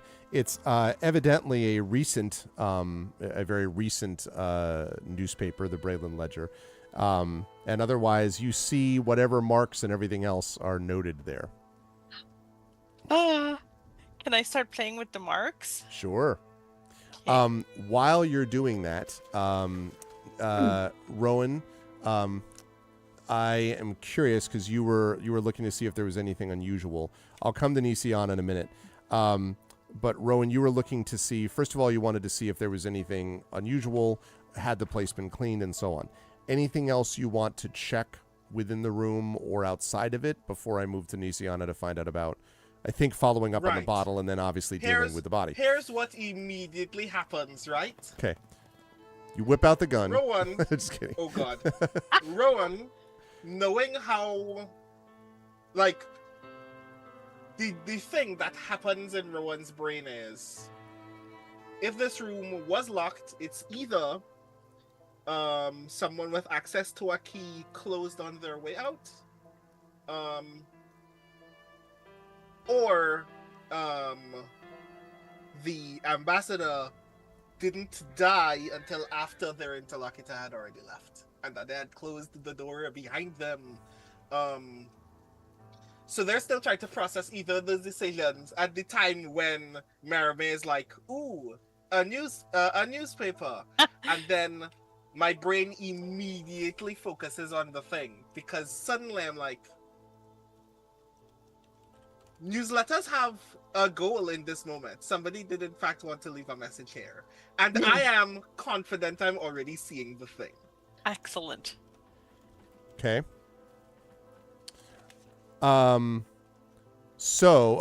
So then, having said that, I wonder if I should jump then to Nisiana and Marame. Tell me, whenever you've got something where you're like, hey, can I test this theory by asking you about this while you're doing the stuff with the newspaper? You can do that whenever That's you true. want. Well, Rowan's doing it with me, right? Right. So you and Rowan are both doing it.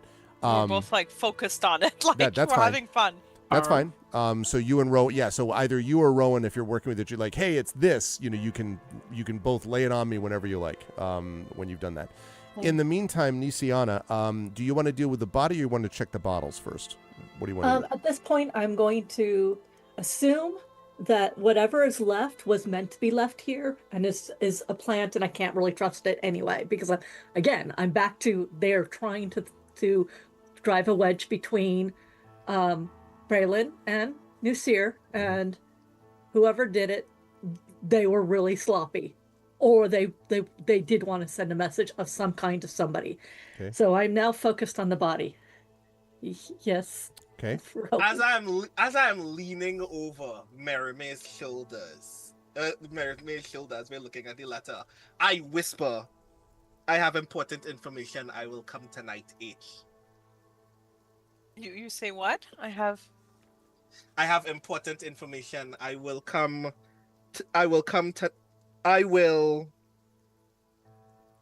tonight, H. Yes. Excellent. And I just look at it for a bit. And I'm like, because the circle on Master Copland's Tasty Pastries was also recently made as well, right? Yes. That is also a recent mark. I'm like, cool. Grand. I guess that's where that's supposed to happen. Mei is smiling at you because you can see like she's just at the tonight by the time you say it. I thought you were just looking at the pastries thing over and over and like, aha. You know. No, yeah, I'm looking at anything. I'm like, well, I mean, I guess it's a convenient way to hide a message to just work backwards, but it didn't take me very long. But now I'm very curious. Do we mean tonight or the night before? Did you just tell her that, or we have the mind link up? Did you tell everybody that? I was saying it out loud right next to Mermaid. It didn't occur to me to say it in the mind link. And then I would answer like, when did the ambassador die? Because it might be the person that he was meeting was there, and they came back to his hotel and to his room and had shared a drink with him. Like, this might be the person. Or they might be tonight. When did the ambassador die, do we think? I haven't gotten to that point. Perfect. I am in the process of looking. Mm-hmm. So now that we're at the body, I would like you, Nisiana, to make a medicine check for me, please. And Which I get at advantage because I'm awesome. Yep. John, you were trying to say something a couple times there. Oh, yeah. sorry, I'll wait till she's done. Okay. Okay. I mean, it's a check I wanted to do, but I don't think it's fine. Oh, I'm glad I got it at advantage. 23. Yay! Okay. You are pretty confident about two things, Nisiana. The first is that you're pretty sure that the ambassador has been dead anywhere from 5 to 7 hours, Okay. which would put it right around midnight. The second thing is that almost certainly the cause of death was poison. Oh! Dun, dun. Yes! Right. Okay.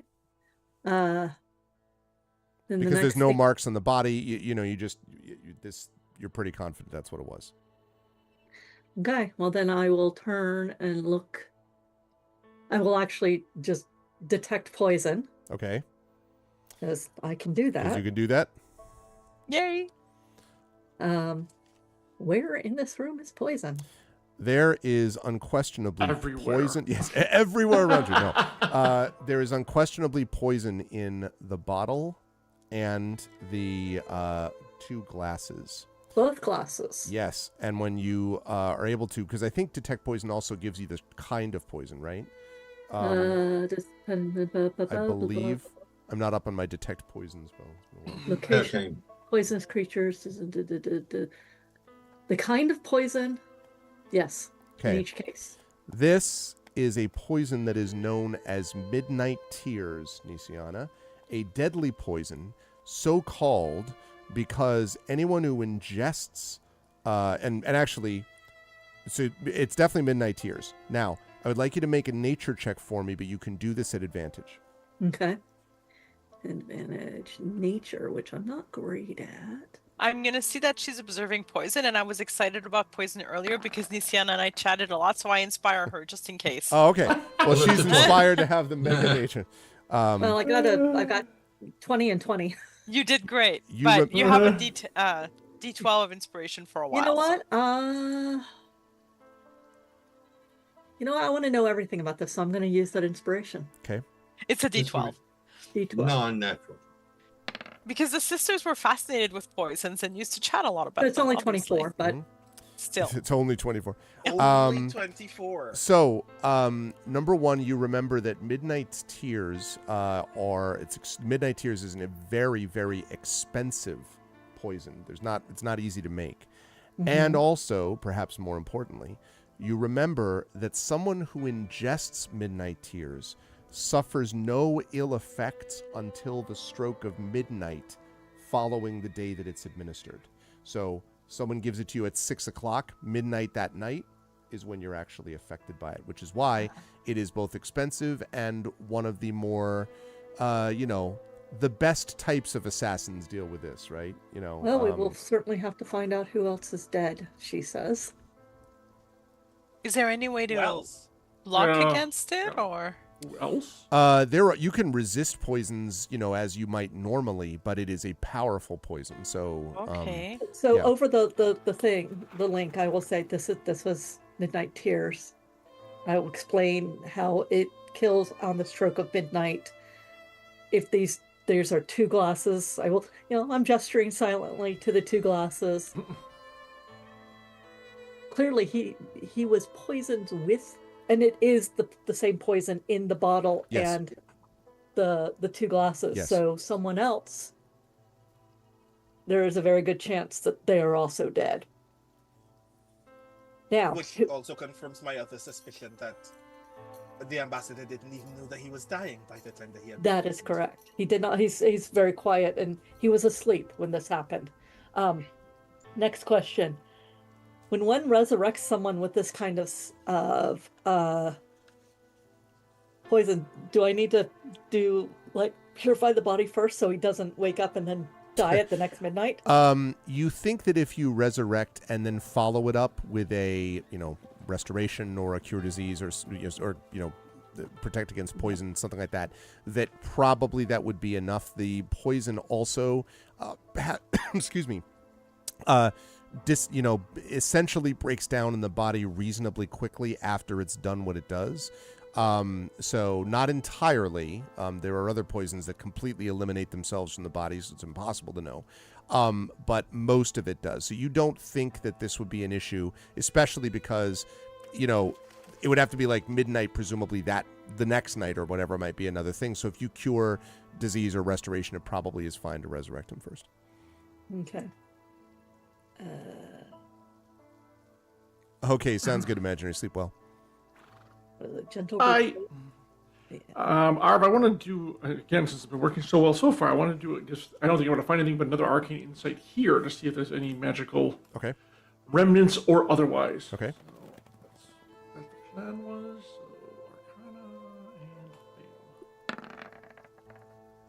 and 17. Yeah, there's definitely, besides the magic from your companions, of which is considerable. Yeah, exactly.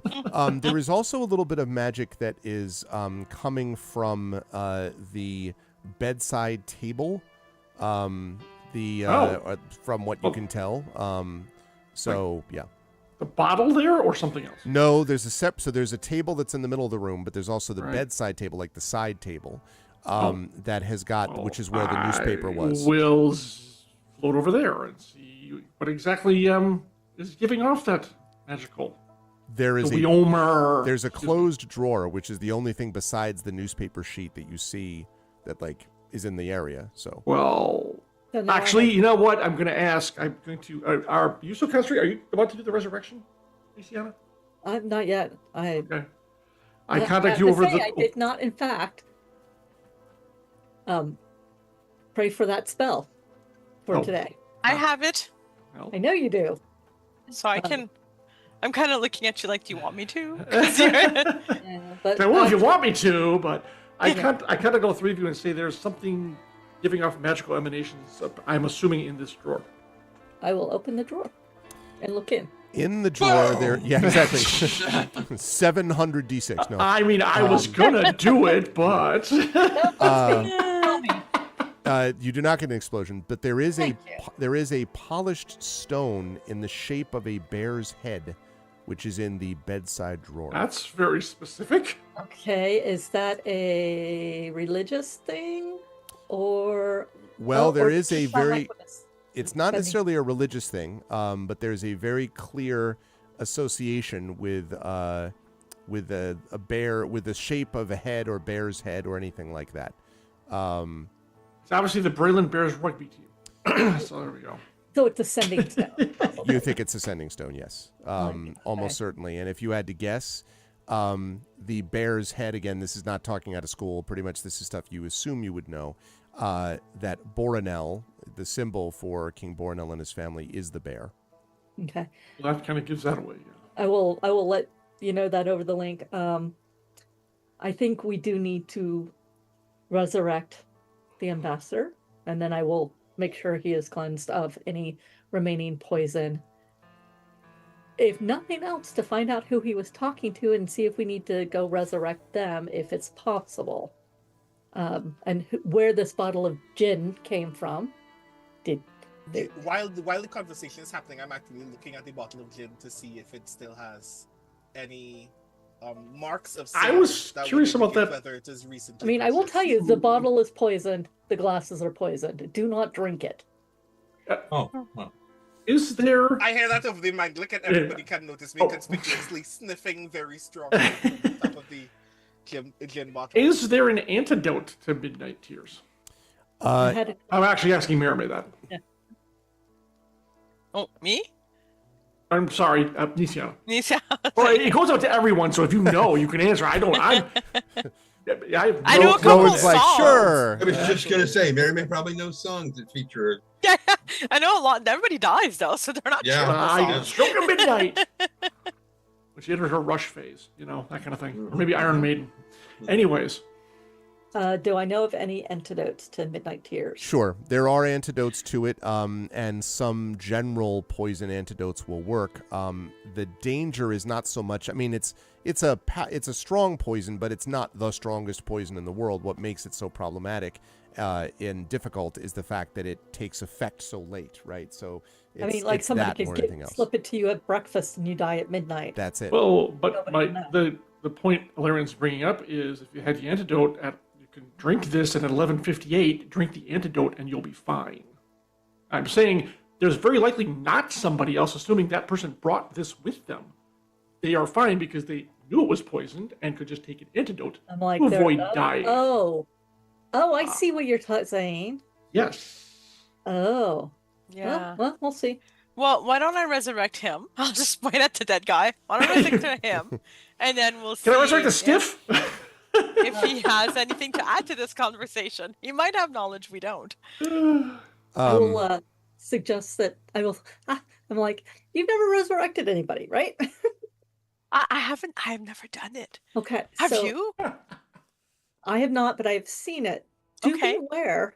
I mean, there is a dead Resurrection body. for dummies. Flip through the pages. The body lets go of everything upon death. Okay. When the I've seen ambassador dead bodies. wakes thing I don't up have. again, there will be.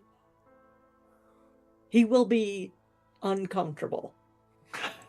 Well, that's okay because you're going to be Well, there. I'm just. Yes. Well, I don't know. Maybe you should prestidigitation. That's a good idea. I'll Andrea, prestidigitation first. That's so he really. doesn't wake up in his own excrement. See, this is why you are the cleric among us. I will. I've cleaned a lot of beds. I'll I've dealt with a lot of bodies, but on one end, so I'll prestidigitate. Okay. So that it's all nice and clean, and and then I will. All right. So I have to touch. Oh, I was gonna do it from the other side of the room. Nope, you gotta touch him. Because now I'm like, is he gonna projectile vomit on me? No. So But I'm just. I put my hand on his forehead, and then I look at Greg's face. Look at him. Actually, it should be more like. So I Come on, stick your tongue out.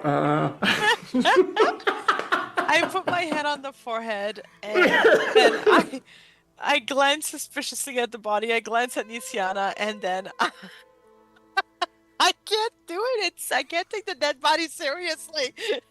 And then I whisper, "Your dreams aren't over yet, Ambassador." And then I cast resurrection. Here, I thought you'd yell, "Wake up!" And Exactly. then cast it. So, let's see, Alarian, I would like from you a perception check, please. Sure. If he blows up on me, I'm going to be so mad at you, Greg. I just prestidigitize everything. Right. Ooh. Okay. 25. That's fortunate because you hear a "huh" as you sort of just kind of look over just in time to see Alana and clearly fainting. If you want to catch Alana before Alana hits the ground, I need you to make a dexterity check. Hand. Yeah. Are you a dexterity? Dexterity check. All right. I will try. I'll try dexterity check. Mage hand can't. Mage hand only carries 5 pounds. Five pounds. Alana is not, All right. No. Ooh. Ooh. Wow. Bam! You know what? I Should will we- actually should be fine. actually spend a Bigby's hand for this. I will actually just Yeah, spend okay. a Bigby's hand There for you this, go. just so I All know right, that- that's cool. Just so I'm not actually looking at her when it happens, because I'm still inspecting the bottle. Zip. Okay, right. The Bigby's hand. I was trying to think if you would, but I would assume. I think you probably would notice. So, plus I think it's funny that you're using Bigby's hand. So, so she kind of just before she hits the floor, you kind of grab her and lower her slowly to the ground. I actually let me just make sure. Did you have a waking up from the dead sound? Is that what? Oh no, you're I'm gonna get to that. I'm gonna get to that. Rowan, I'm gonna give you a hero point for that. Wow. So Nice. that gives you 2 instead of 1 at the moment. And Actually, doesn't he have 3? Because we all got hero points for helping out with the folks in the village. No, I already have 2 hero Yeah, points. I was the only one who other- didn't have 2. Right. mm, I mean, he still deserves the point. I'm just saying your Yeah. number is wrong. That's all. all right, then I'm gonna say. Then I will change that. 3 points is too much. I will give you inspiration though, Rowan, for your next Oh. check. There you go. But it's gonna be whatever the next check is. Okay. But I will give you inspiration for that. So as far as what you were asking me, Marime, so he, right, he sort of like opens, breathes, and then kind of like sits up for a minute, and is kind of like grabbing his, his chest, and then, And then I reach out and I touch his wrist and I cure him of any poisons. and he sort of is like, he's disoriented clearly, and, Have a drink. No. he's like, You're back. what happened? You were assassinated. And he's sort of like, you say assassinated, you can see he's like, right, he's like, Heart attack. he's like processing it again and clearly assassinated the A poison called Midnight Tears in your drink. the The Gin. bottle of gin. gin, and he kind of like waves weakly at the bottle. Who did you share it with? They might and he- need our help too. And he says, and it like you can see his face still looks like sweat, Yeah. he's alive, but he's been through a lot, he's been He's at dead. a -4 for everything at this Yeah. point. Been a He's- busy day. He says, Herval Mm-hmm. came. The lanterns. The Yep. Dark Lanterns. Now, you have all heard, of course, of the Dark Lanterns. They are Braylon's spy service, more or less, and you've had some work that you've done with them. I mean, let's be clear, the King's Citadel is better. But no, the Dark Lanterns are very good at what they do. And he says, Hervo came. He brought the bottle of gin, but... And he sort of waves and says, he came, told me he was getting evidence, found the person responsible for the new seer, the problems. And then he kind of like looks sort of at you, Nisiana, in particular, and kind of grabs your arm. Mm-hmm. This is the kind of thing I expect from people who Yeah, literally yeah. are back to being alive. Dear as. He said it was dear as. Mm-hmm. Elive left. Dear as came after. Wanted to know about King Boronel. I said, hinted, wanted to know from Dear as. See if he would say something. Acted angry. He had a glass of gin with me and the alcohol. And then he left. Goes see Herval. And he passes out. So Arvel brought the bottle, but Revolt. Deraz drank it with the ambassador. Yeah. Also, It's- when he does that, I should say one last thing. I'm sorry, just to point out, as he sort of is falling, passing out, his hand reaches towards the newspaper, like towards the bedside table, and then just. Yeah. I'm going to guess that we should go to the bakery. Mm-hmm. I'm also going to say that it is not beyond my kinsmen to be able to poison a bottle and then have a drink. However,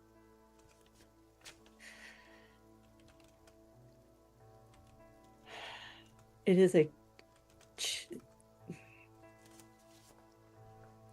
we will need proof, so we will need to find this man. Indeed. While all I this will is happening, I am actively infecting the bottle. Okay. You said inspecting the bottle?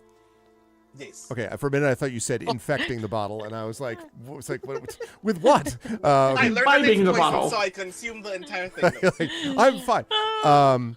Yes. So one thing is for sure, there is a little bit. The bottle's probably about half empty.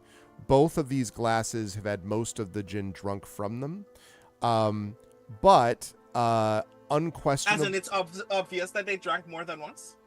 no, the glasses are pretty large, and the bottle not so much. Sure. So you think not? You do note, Rowan, as a connoisseur of sorts, I would imagine, that this was not cut with anything. This was not a gin and tonic, or a gin mixed with something else, right? A dry vermouth or whatever. This was just straight gin. But and in fact, let me have you make a.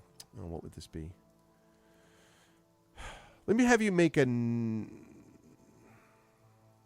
okay, medicine check. I'll take wisdom on this if you don't have medicine. And this one has to be an advantage because of your. Yeah, that's right. You do have inspiration that must be used Oh, for that's this. true.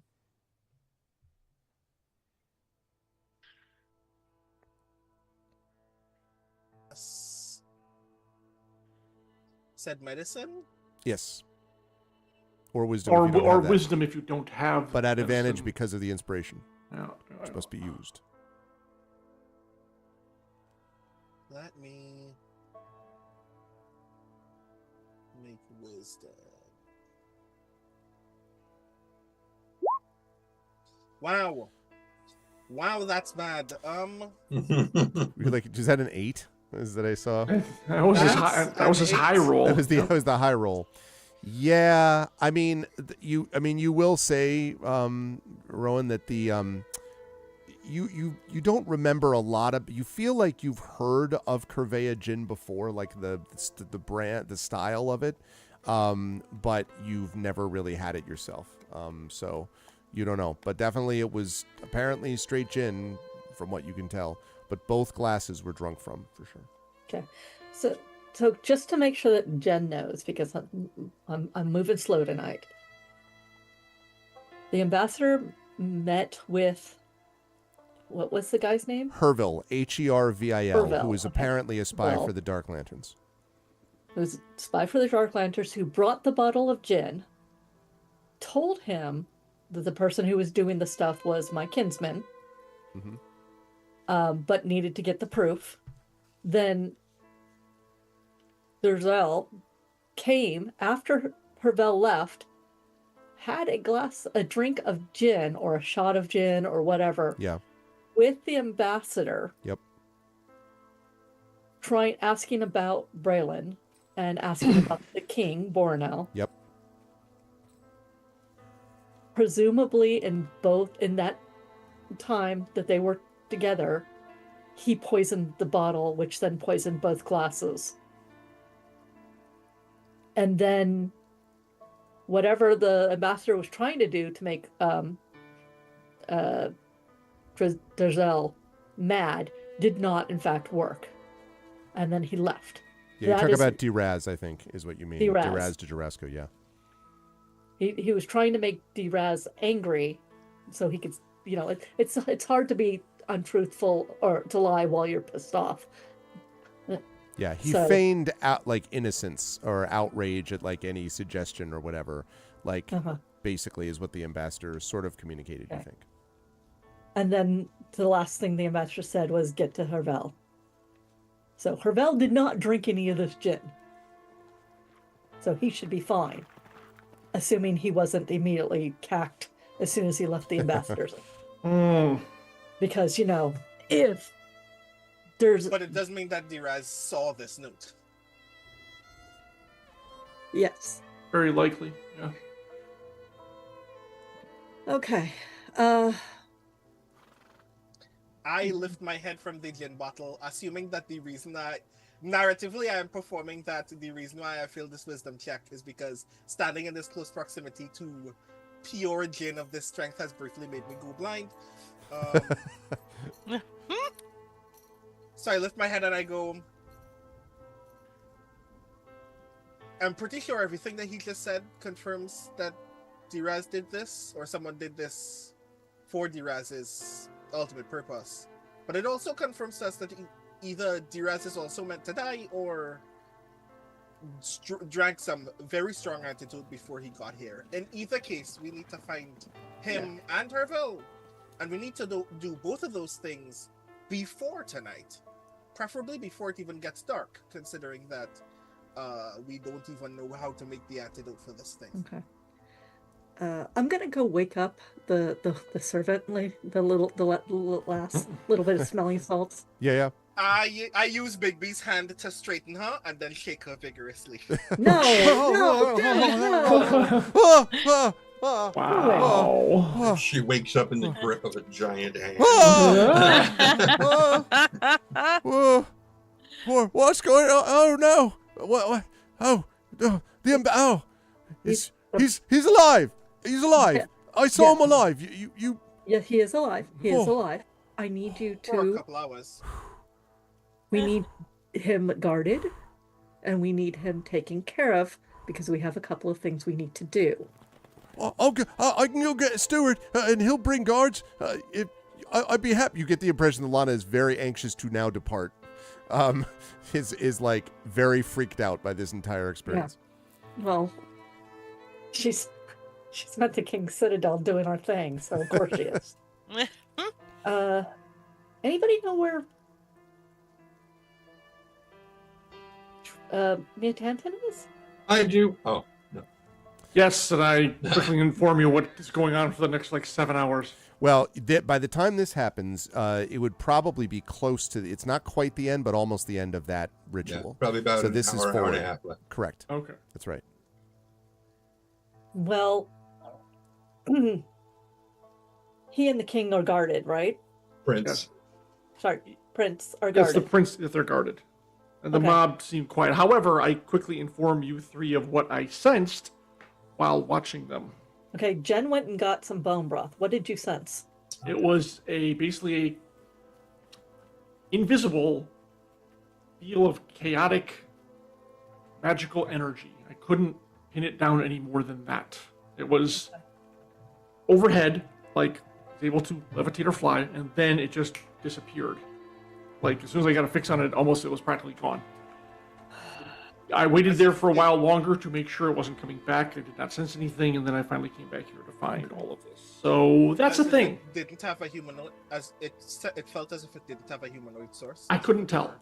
I just know there was a source. I could not lock it down any more An than what I invisible got. source of chaotic energy. Magical energy. I want to be very clear about that. It's magical energy. That's what I can detect. And Yeah. It seemed to be scale of observing like I potential was. So, the but scale of potential threats from something being operated by a spy to an altogether dangerous thing all on its own is yep. not helpful to say the least, considering exactly how dire this situation is in this town overall. Yeah, basically, I'll stay here with the ambassador until the steward with at least a guard arrives. Literally, as you say that, in bustles the steward, along with a metric ton of servants. No, I'm kidding. There's not that many servants here, but I would say four metric ton isn't that much. yeah, no, metric ton. Four servants behind. And the steward who you may have briefly met last night, whose name is Wernham, comes in. He's like, Alana, what's going on here? And like, oh, sir, this is Wernham, the steward. You see, the ambassador is dead, but now, as you can see, he's alive. And like Wernham is just sort of staring at her, and Alana's like, I'll go get stuff to clean up then. And when she leaves, like Wernham sort of sees the ambassador is asleep. If you fill Wernham in, and the servants are rapidly like starting to, clearly getting ready to like go and clean things. But if you fill him in, Wernham says, "Well, that's terrible. We'll have to let the prince know he's back now. But I can't imagine nothing like this has ever happened here. At least not since we came to New Seer. I can't imagine." It is definitely a very poor portent of his security system, but no matter, make sure that he gets water and something to eat.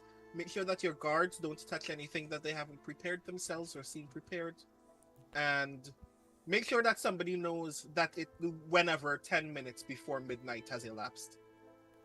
And he nods and he says, well, of course we will do all that, but if you need someone to heal, I mean, perhaps he's healed. I did a lesser restoration on him.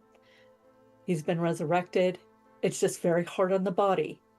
He needs to be guarded and be aware that someone is very specifically attempting to drive a wedge between New Seer and Breland.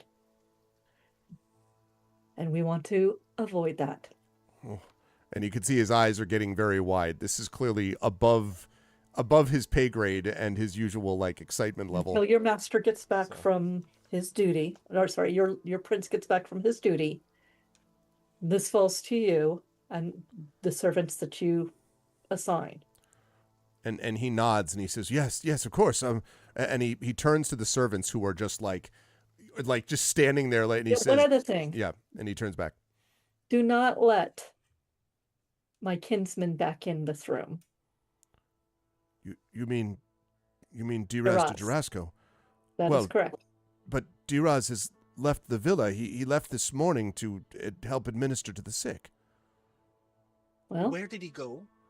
I don't actually know, but usually when he goes out, he will travel many places within the town, trying to heal and help. At least since he arrived, that's been his practice. How long's he been here again? He arrived. Let me double check my notes. He has been there for. Living in the villa for free for a month and a half.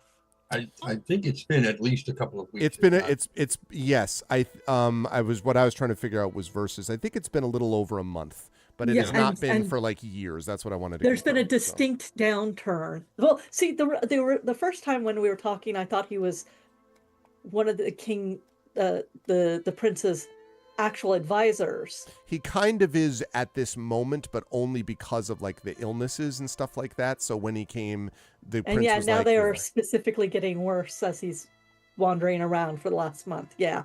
I walk up to Wernham and I put my hand on his shoulder. Okay.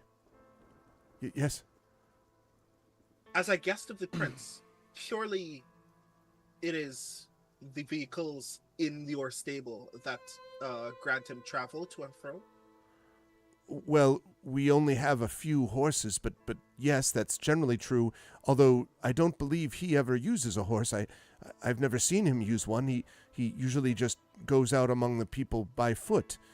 New Seer isn't that big, so but usually he just walks on his own, I think. Fair enough. Then I guess we will venture out on your own. Keep this in mind. You have been entrusted with this responsibility because you have the capacity to do so. This is an opportunity for you to prove your own capacity in the dire circumstances that New Seer will need to tread throughout the rest of this year and beyond. Yes, sir. Yes, sir. We sir, and he turns around back to the servants, whose eyes have grown even larger, if possible, and he's like, "All right," and he starts like, "Ham, front," and he starts like yelling out their names. Two of you are going to be at this side of his bed. Two of you. If anyone walks in the room, you're going to have three. And he's like firing off orders. The servants are not exactly stumbling around, but you can see that they're very much trying to process. This is clearly the most exciting thing of all time, right? And they are very, they look like, whatever. It's certainly not going to be because of anyone falling asleep. They look very much engaged, at the very least. Where are you going to head then? We need to get to the bakery. That's the first place we need to do. And I say that. So what time of day is it right now? It's about right now, after all the examination and stuff, maybe probably about 7:30 or so. You would guess maybe a half hour left in Tantan ceremony. Tanta would know that part. So about 7:30. So it's, AM. dawn. AM, yes, thank you. If we go to the bakery now, we're basically waiting for 12 hours, I'm sure. No. Still better than nothing. A bakery. But at least some of us need to possibly just venture out into the city and find Diraz. Because he's either dying or the killer. Based on what I'm hearing here and my insight from yesterday, and again, it's mental, he is the reason, and I have to figure out how I'm going to approach my own house with this. Because I need to know if my house... step, not your business. Let us get in trouble. I need to know if the house sent him or if he came here on his own. Yes, that he definitely needs to be captured alive. Point. All of this is true. What I mean is, if you confront him by yourself, he will find every reason to make you I'm not going to confront him by myself. You guys are going to go get him. Yeah, right, that's what I mean. Why don't we split up and Rowan and I will go try to find your house person, and then and then you and Ilarion go into the bakery and see if you find any sign of the Black Lantern or where they might be. They might have a way to be contacted from the bakery, right? Right. And I think Rowan and I stand the best chance of finding this loose Jarasco and getting the truth from him. Yes, but be careful because they know we're here. And the ambassador was the first target. We're going to be the next ones. We'll take care of each other, and you and Ilarion take care of yourselves too, and Tenton whenever he joins. Something you might want to consider. I will put this out there for you to either use or not use, but we should be in agreement about it as we go. Since you two are going out into the town, the tale of the resurrected ambassador might be a good tale to spread among the populace. If he knows his assassination attempt has failed, well, he might try to flee. Do we really want to rile up the fact he that may attempt again and then he's either going to attempt again or try to leave the city. The question is, we're trying to flush him out. We're trying to find him quickly. If he gets wind that he failed, those are the two options. I'm just saying, we don't have to do it. We can keep this to ourselves. However, if you want him to make a mistake, telling people that he failed... of the fact that Braylon's ambassador had to be resurrected. That's all they know, though. Now, granted, yes, it does have the game of quill and paper has a chance to exaggerate, and the tale will take on a life of its own, so we shouldn't do that. The point that we do not want is for anyone to think that there is a break between Braylon and Nusir. There was already enough we saw yesterday where they thought Nusir had been abandoned by Braylon. Right. We do not want to stir that pot. Okay, I was bringing it up as an option. That's all. Wait, there's another option too. Like, this is how Jurassica we're talking about, who knew that we were here and we were with the ambassador. Wouldn't he expect us to resurrect him? He would doesn't know how powerful we are. Exactly.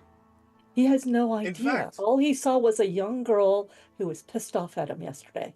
And he did exactly everything right, except I'm better than he is. And he doesn't know that yet.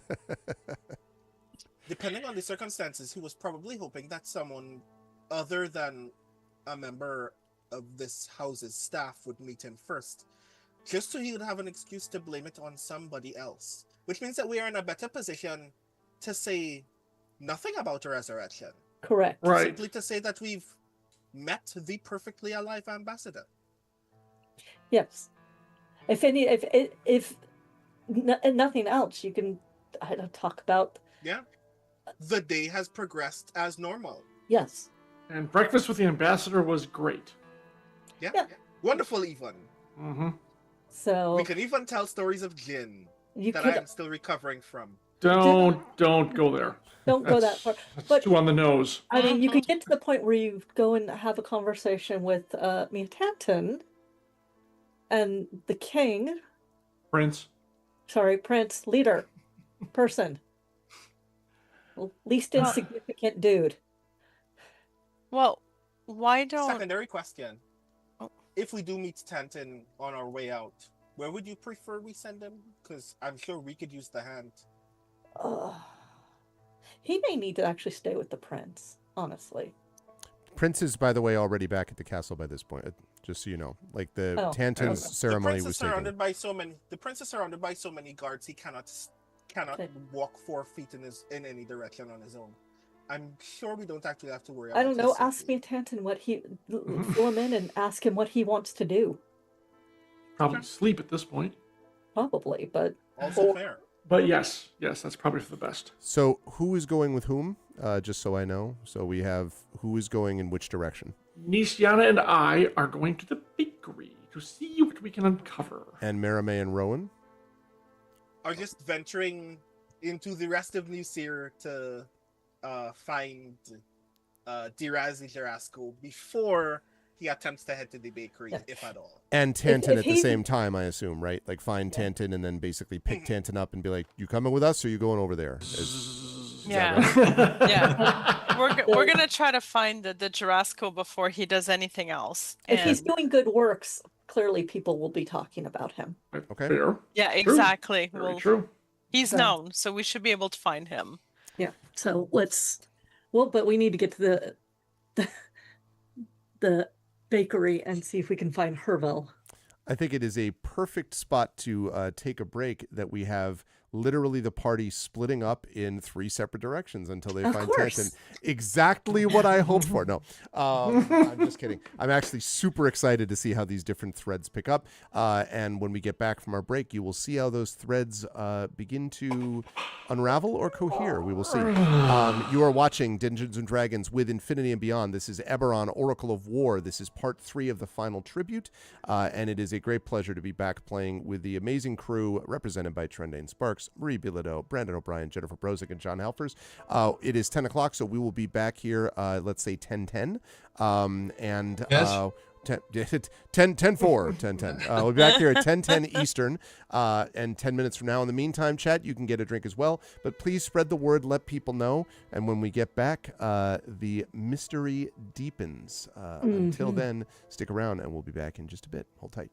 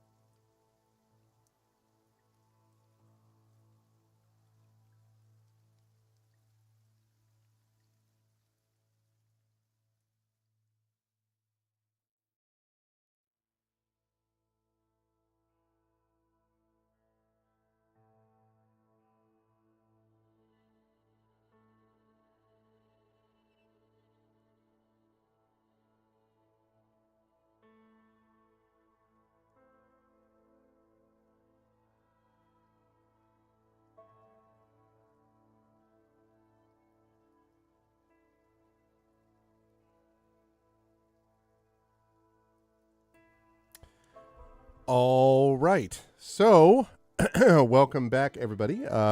We are back from break, and the King's Citadel has got some things they need to do. But welcome back to Infinity and Beyond, Eberron Oracle of War, Part 3 of the final tribute in our final season of Eberron Oracle of War. I do want to mention, just very quickly before we get started, because this came up before, thank you to Brandon for this. But it is, in fact, September. They've started it a little bit early. And that means that subs are cheaper than normal for you, but I still get the same amount here at the channel. So a 1-month sub is $2.62. A 2-month sub, I think it's a tier 2 sub, actually, not 2-month, I believe, if I'm not mistaken. But a tier 2 sub is less than $8. So this is a good time to resubscribe or gift a sub or do any of those things. I will be talking much more about this as we literally enter the month of September, and this will be a big part of Arvathon 3, the subathon that we do every September, which will be coming up in a couple of weeks. But I did want to mention it because you can save a little bit of money, and it definitely does help us out here on the channel, so please consider doing that if you can. And for those of you who came in a little bit later and are wondering who this person is floating right above Jen's window, Nisiana's window here, that is, in fact, Nisiana Di Jurasco, as created by Grace Fong, who has put that together. And so very cool. This was a result of an auction, a SIFWA auction, which Jen won, and Jen decided to commission this thing. I'm just going to cover over Jen for 1 second so you can see the awesomeness of that drawing, which came out, I think, beautifully. So anyway, very, very cool. And another example of the many awesome things that this campaign has generated is cool stuff like that. So, but anyway, so that's the deal with that. And we've got about 45 to 50 minutes to go, which means I want to start us right off with, I think we should probably start this with Merime and with Rowan, who are walking through the streets of Nusir. And both Merime and Rowan, you see something a little bit unusual as you make your way down the switchback roads from the Prince's Castle into the center of town. And you can see there are a few, there's still a number of people sort of gathered, although many of them now have gone off to bed or gone to sleep, whatever. But you can see that there is a vaguely glowing thing in the center of town. And as you get close to it, you can see that there are what look like runes that have been constructed on it. And the very familiar form of Miatantin de Kenneth is standing in front of it, apparently doing some last finishing touches to whatever it is that he's working on. I lean over to... Yeah, how lost in thought does Tantin seem at this moment? Oh, please. On a scale of 1 to 10. I just lean over one shoulder and just kind of silently inspect what he's doing. Like, my head is so obviously, like, very obnoxiously close to his head, but I expect that he does not notice. And you can see that he has a calligraphy tool in each hand, in his left hand, his right hand, and his mage hand. And he is, wow, with all 3 hands at the same time, is writing streams of runes. Tri-wielding quills, let me tell you. Yeah. Can we tell if he's almost done? It's very close to finish. Okay. Yeah, this would be about 5 minutes left, maybe. Yeah. Okay. Incredible technique. I gotta start over now. It's like all those old safety videos of walking up to somebody with a torch. And you're trying It's become the dirty stone. Anyone who touches it becomes 10 times as dirty as before. Okay, but assuming that you wait for the 5 minutes, I would assume at some point Tantin would then turn around, maybe exhausted or whatever. But yeah. But yeah, he puts his stuff away and steps back and looks at a kid, like filthy, grungy kid who's probably been there most of the time. Oh yeah, and has drifted off a few times, fallen over in the mud, sat back up. So he's grungy, and he's like, touch it. And the kid kind of, gets up and touches it, and again, you all watch as the mud again just sort of flakes from his person, and suddenly it's like you're looking at this new kid, just clean, and the kid sort of is stunned and just kind of looks, eyes wide, looks down at himself. Oh, thank you, sir. Thank you, and like, and turns and goes like booking it, shooting up mud from his feet as he goes, right? Like, you know, splattering to go tell people, and you hear like, "I'm clean. He cleaned me. I'm clean." You know, like, a very tired laugh, and Tanton steps back and says, "Everyone can use it." And there are still a handful of people, probably maybe 20 people still, who go up and they do the same thing. They touch it and, you know, immediately clean it. They're all like, oh, they're all like comparing, like, you know, looking at, holding out their arms and comparing them to each other and all that. It's a much happier group of people, because you imagine it's been a while since any of them have seen, like, I mean, you know, even like getting somewhat clean is not the same thing as just like, you know, so. This isn't just like their skin, it's their skin, their clothes, their teeth are clean. They are clean. Yeah.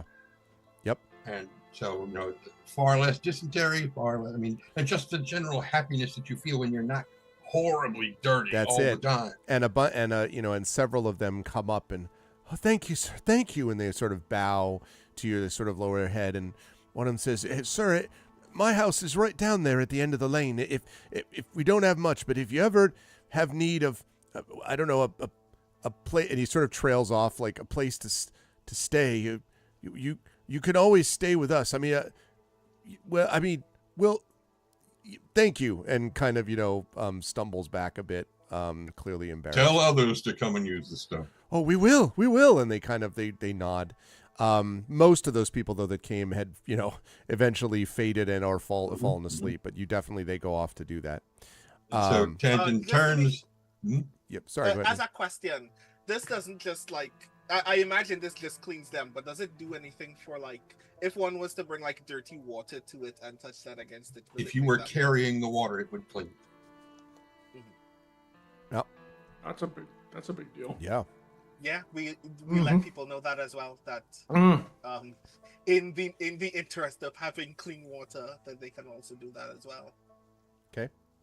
Yeah. And so as Tanton turns around and sees those two, he just finally just. How long have you been at this? What day is it? Good day. All night. Noted. All night. Grand. Let's. In fact, we were gonna ask you what your next plan was, but you should probably go back to the prince's residence as soon as possible. It is actually probably best that you not get yourself involved in this level of physical encumbrance. Suffice it to say that a lot is happening, and it's probably best you get some rest than fight tired. I'm not that tired. I was just exerting myself. I just need a few moments to sit and rest. I'm a little bit tired, but it's no worse than fair enough. Skipping a night. In which case, you have two choices. You can go to get something at the bakery, and wait to see whether a man gets assassinated, or you can help us find Diraz de Girasco and possibly have to kill him. Maybe. Most likely we're not supposed to. Apparently we're not supposed to. Nope. Apparently Nisiano would get really mad if we did, but I'd really like very much to punch into Girasco. I think it would be fun. No, I notified you guys that he needs to be taken alive. You have to know the story. We need to interrogate him. You're not there. You can't. Yeah. I said before we left, I told you Yes, that. you did. Mm-hmm. And I'm reminding you now. Yeah, but Yeah, that's but the you're not player the bike. reminding, not the They're not on the character. bike. They can tell me a Tanton anything. Yeah, and we'll This is ask true. him questions, True. but he may not, depending on what the answers are. So when you said things have happened, The how many ambassador, things? the ambassador was assassinated, but we resurrected him, so he's alive again, and we suspect it's the Diraz de Girasco who did so. So we'd like to ask him about it. I'm assuming this conversation is quiet in the mind. Yeah. We're just shouting it at each other. And also, I want to note something about that. By the way, that connection, therefore, is Merime, Rowan, and Tantin, but that's Yeah. not going to extend up to Nisian and Oh Illyria. no. All right, good. I No, just want to make absolutely sure. not. No, because I have 170 That's feet. what I and thought, yeah, like yeah. it's Mhm. yeah. Also, So- if anyone asks, that assassination never happened. Because obviously he's alive. So we're going after him, but there was someone from the Black Lantern who met with the ambassador and had a drink with him, or brought him a drink before the assassination attempt. So we're Nisiana and Ilarion are going off to try to find them at a bakery where they might have coffee. So you can either go to the bakery to possibly face the Dark Lantern, or you can come with us and face an assassin. Either way, it's going to be fun. Yes. So, Or you can sleep.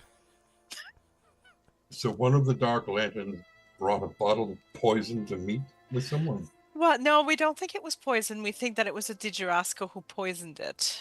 We're like certain enough, although we are keeping an open mind on the other possibility that the Dark Lantern in fact did so.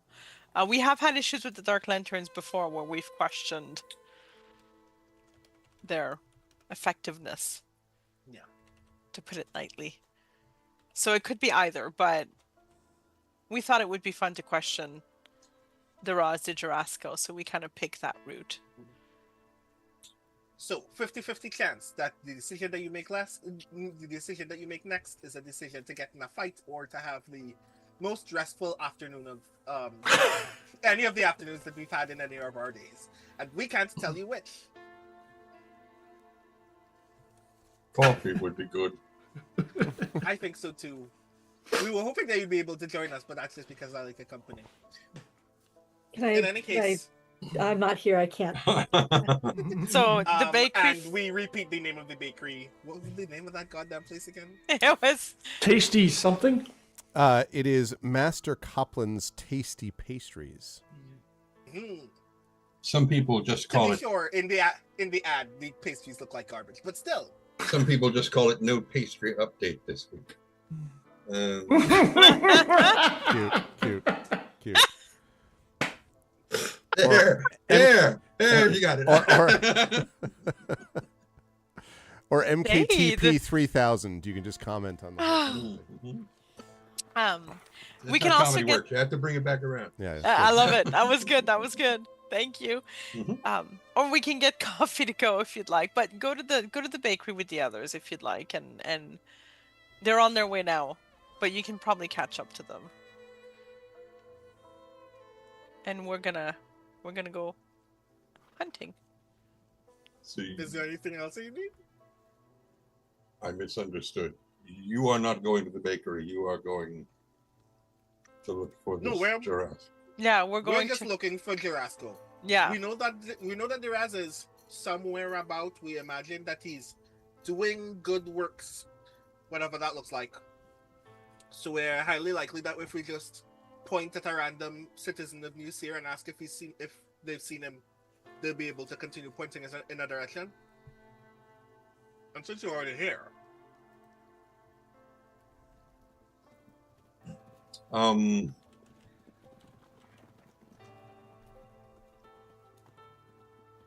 I'll go to the bakery. You'll go to the bakery. understood.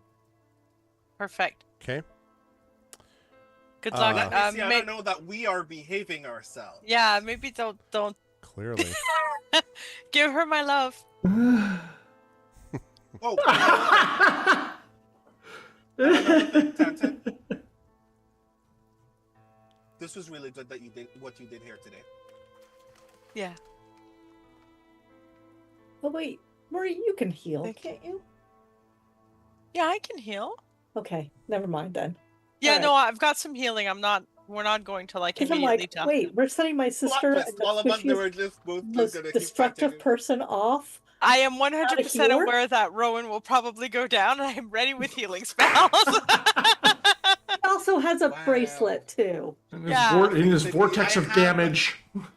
I have a healing bracelet. I can take care of myself. Not if you're fine, unconscious, though. No, because you'll be like, I'm just fireball, saying. fireball. Yeah, I can take care of myself. I just won't. That's- Poor exactly it, self-care yes. practices. That's okay. I got your back. If I'm not busy like stabbing too many people and going down myself, we'll be good. We got this. It'll be fun. I will be so mad at you if you Plot get my twist, sister Luciana killed. learned several days later that we have all died. Rowan, if you get my sister killed, I will be so mad at you. No, we'll be okay. I'll get him killed. Haha. The dictionary under glass cannon is a picture of Rowan. So as I understand it, Tanton is going to the bakery to meet Nisiana and Larian, or and get some coffee, which might be a good idea in general at this point for them, for him. And then Marimay and Rowan are going to continue on. So I'm going to stay with Marimay and Rowan for just a little bit longer, because as you leave them behind, it doesn't take you long. By this point, we're talking about maybe close around to 8 o'clock or so in the morning, Marimay and Rowan, for you to find a pair of halfling healers that you can see that are offering these bottles of purple liquid. They have big smiles on their faces, and they're offering these vials of purple liquid to some townsfolk who are still suffering from disease. Now, you may remember that when you first came, you did a whole lot of like cure disease, heal. Nisiana was throwing a bunch of stuff out. There was also, of course, a bunch of food as well. But the likelihood was you were not going to absolutely get every single person in the town, unless you wanted to wait there for several days, which you did not do. So, and there are a few that probably did not even come to the cart, the carriage as you were being brought up that way. Thank you. That way. So, as you are sort of walking around, you see those pair of healers who are dressed in House Jarasco clothing that are giving these bottles of some purple liquid to several presumably sick individuals. Can I tell what's in the bottles at all from just looking at them? Do I get any sense at all what they are, what they do? Give me an Arcana check. Arcana, okay. I am going to... I'm going to use Ties of Chaos. Cool. So, While make Rowan that is an advantage? Cool. Okay, While go ahead, Rowan's Mermaid. checking that out, I'm just gonna keep an eye on them and see if I see anything odd about their behavior, like, or if I'm sorry, if they're evil, like, do Okay. they have an evil demeanor? I will come to that in just a moment. These dice are cursed. They have +7 in Arcana. It's definitely no. a Time to change the color. You gotta change some the color, kind buddy. of purple liquid. I mean, you could go up and ask them directly, but you're kind of like, I don't, totally. How much for one of these bottles, gentlemen? And they turn to you. It's one apparently female, one male halfling, one female halfling, you think. And they turn around with big smiles on their faces. One has red hair, one has copper hair, copper-colored, sort of goldish hair. And they say, "Oh, no. There's no cost, but I'm afraid we have to save this for the people. We don't have as many supplies as we'd like." You're part of the new group that just came in, I think, to meet with the prince, if I'm not mistaken. Indeed, yes. I'm Tyrone. This is my colleague here, Marimay. We've just been running some errands, trying to help the people of this wonderful city through its travails. We were kind of curious, in fact, if we could ask you a question about what we imagine is one of your colleagues who has also been doing good works in this area. Oh, well, where's that? Who's that?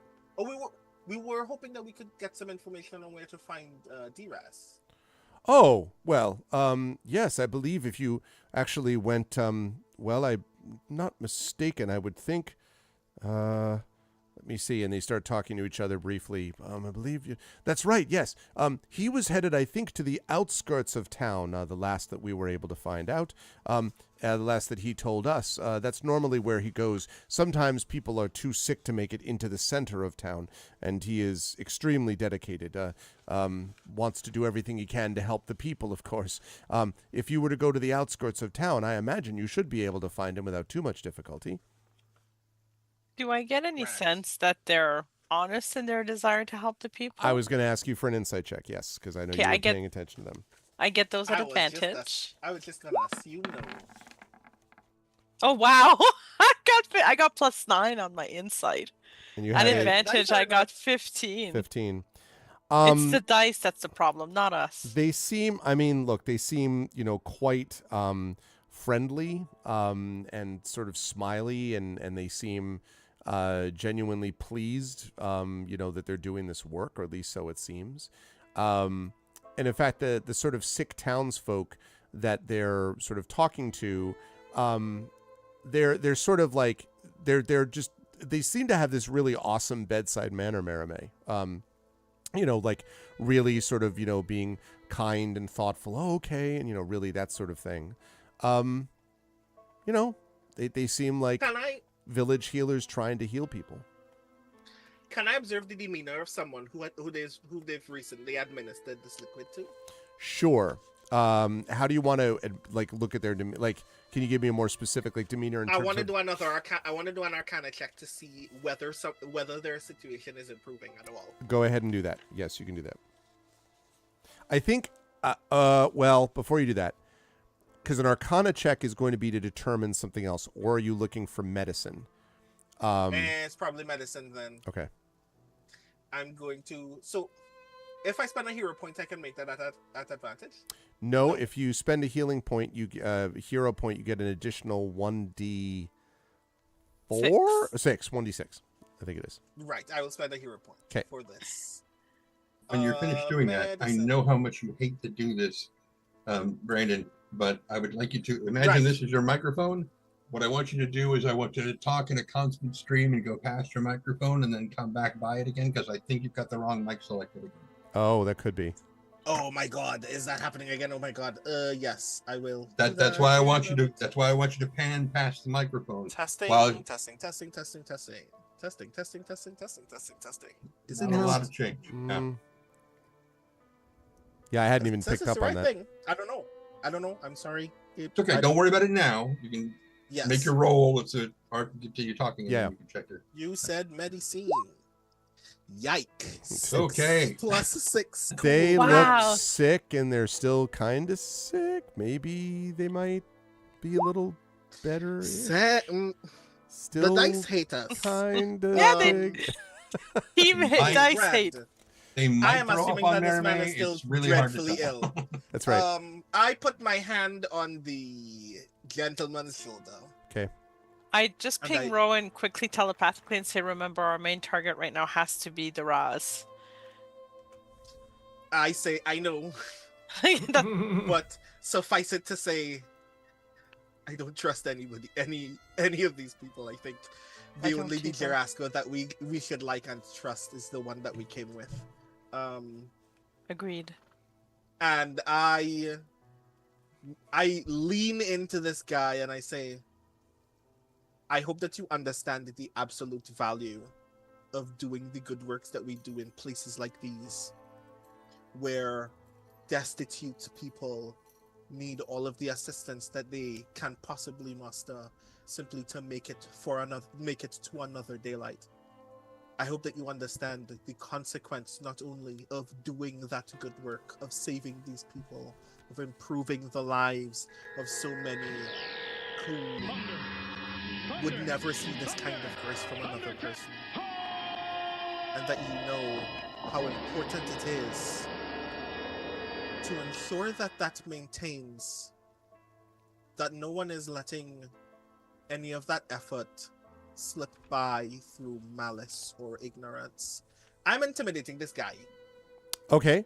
I will have you roll an intimidate check. Also, just quickly, thank you to the Dungeon Delvers group for the raid. I appreciate it. Welcome, everybody. You're watching Eberron Oracle of War, and you're watching an intimidation attempt. Okay, Rowan, so... we are 14. Watching an intimidation. Okay. Yeah. Yes, 14. So the smile does not waver, and he says, "Oh, I couldn't agree more. It's really important for everyone to understand exactly where their level of expertise and experience lies." Wow. I want to rig this guy's neck so badly. Wow. I thought you were going to pickpocket him. We have to find Raz before he vanishes. I just... Ping, ping, ping, Rowan. Ping, ping, ping. I pat this guy on the shoulder, I straighten up, and we walk away. Okay. But we'll yeah. get them too later. Don't you worry. As you walk away, I want to jump to the other crew, Nisian and Larian, and you arrive at the same time that a tired and vaguely confused-looking Tanton sort of comes to the bakery. Yeah, well, you know. I mean, you see Tanton sort of coming up, and you're right outside this place. By the way, the bakery, the New Seer is mostly, as we said, tents. There are some like one-story buildings, but they're like, you know, huts or whatever. Like basically, there is one sort of story and a half, you know, basically hut. Besides the castle, and that is this bakery, which actually has several things that are part of it.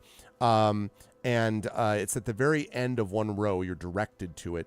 And so you are, Nisian and Larian, just coming up to the door when Tanton is sort of like also walking up at the same time to the place. Oh, we have to talk normally. Oh my god. I mean, anyways. So I'll actually ask him, I assume you were successful. Tanton. Oh, sorry. Yes.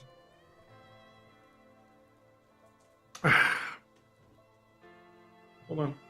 Do I have anything that will cure exhaustion? Is there anything that does that? Okay. Trying to think of if lesser restoration would do that. It doesn't seem to. It Not does. lesser. Greater restoration would. That's right. Yeah. That's right. Well, do I need a greater restoration? You? No. I'll be all right. I just need a moment to. And he like turned to the people at the thing and be like, I was told you have coffee or something. Well, we haven't gone inside. We haven't gone inside yet, or to the stall. We're kind of like near it. You're right outside the door of it. He kind of blinks a few times and realizes he's talking to a signpost. And it's like, by the way, there is a sign, a handwritten sign, pinned to the front door, which reads, "Closed out of flour." Interesting.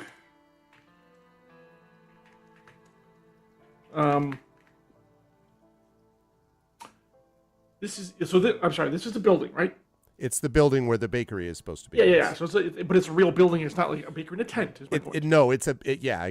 It's a glorified building. I mean, you know, building is pushing it, but yes, it is not a tent. It is more than that. Okay? I'm sorry. I want to ask a bunch of annoying questions about the street itself. Alleyway on either side? There is no real alleyway. The sort of houses are farther apart than that, but it is at the end of a row, in quotes, of houses. Okay, and it's a regular, probably just standard wooden door, I presume? That is right. Apparently locked, but... how busy is the street? This is now it's 8:30? By now it would be, think about 8:15, 8:20, maybe 8:30 almost. Not a lot of people on the street. It seems to be, most of them seem to be going to the other end, or they might be in their houses, you don't know, but, so. Walk around the back? Exactly. Okay. There is no door in the back. It looks like, or apparently windows. Again, buildings that are sort of cheap construction, so not a lot of room presumably for that. So there's only one door in the front, at least that you can see. So a death trap if the oven happens to light the place on fire. Lovely. Okay, no, that's fine. So Poor buildings tend to be more like that, yes. Yep. Since we're back here, I'm assuming this doesn't front. There's no building behind it, just like probably the open field. Right. Okay. Well, I wouldn't say open fields, but yeah, like more sort of leading down to like kind of a low wooden wall that technically surrounds New Seer, but yeah, basically. Okay. I'm going to take this moment to send to Ulara.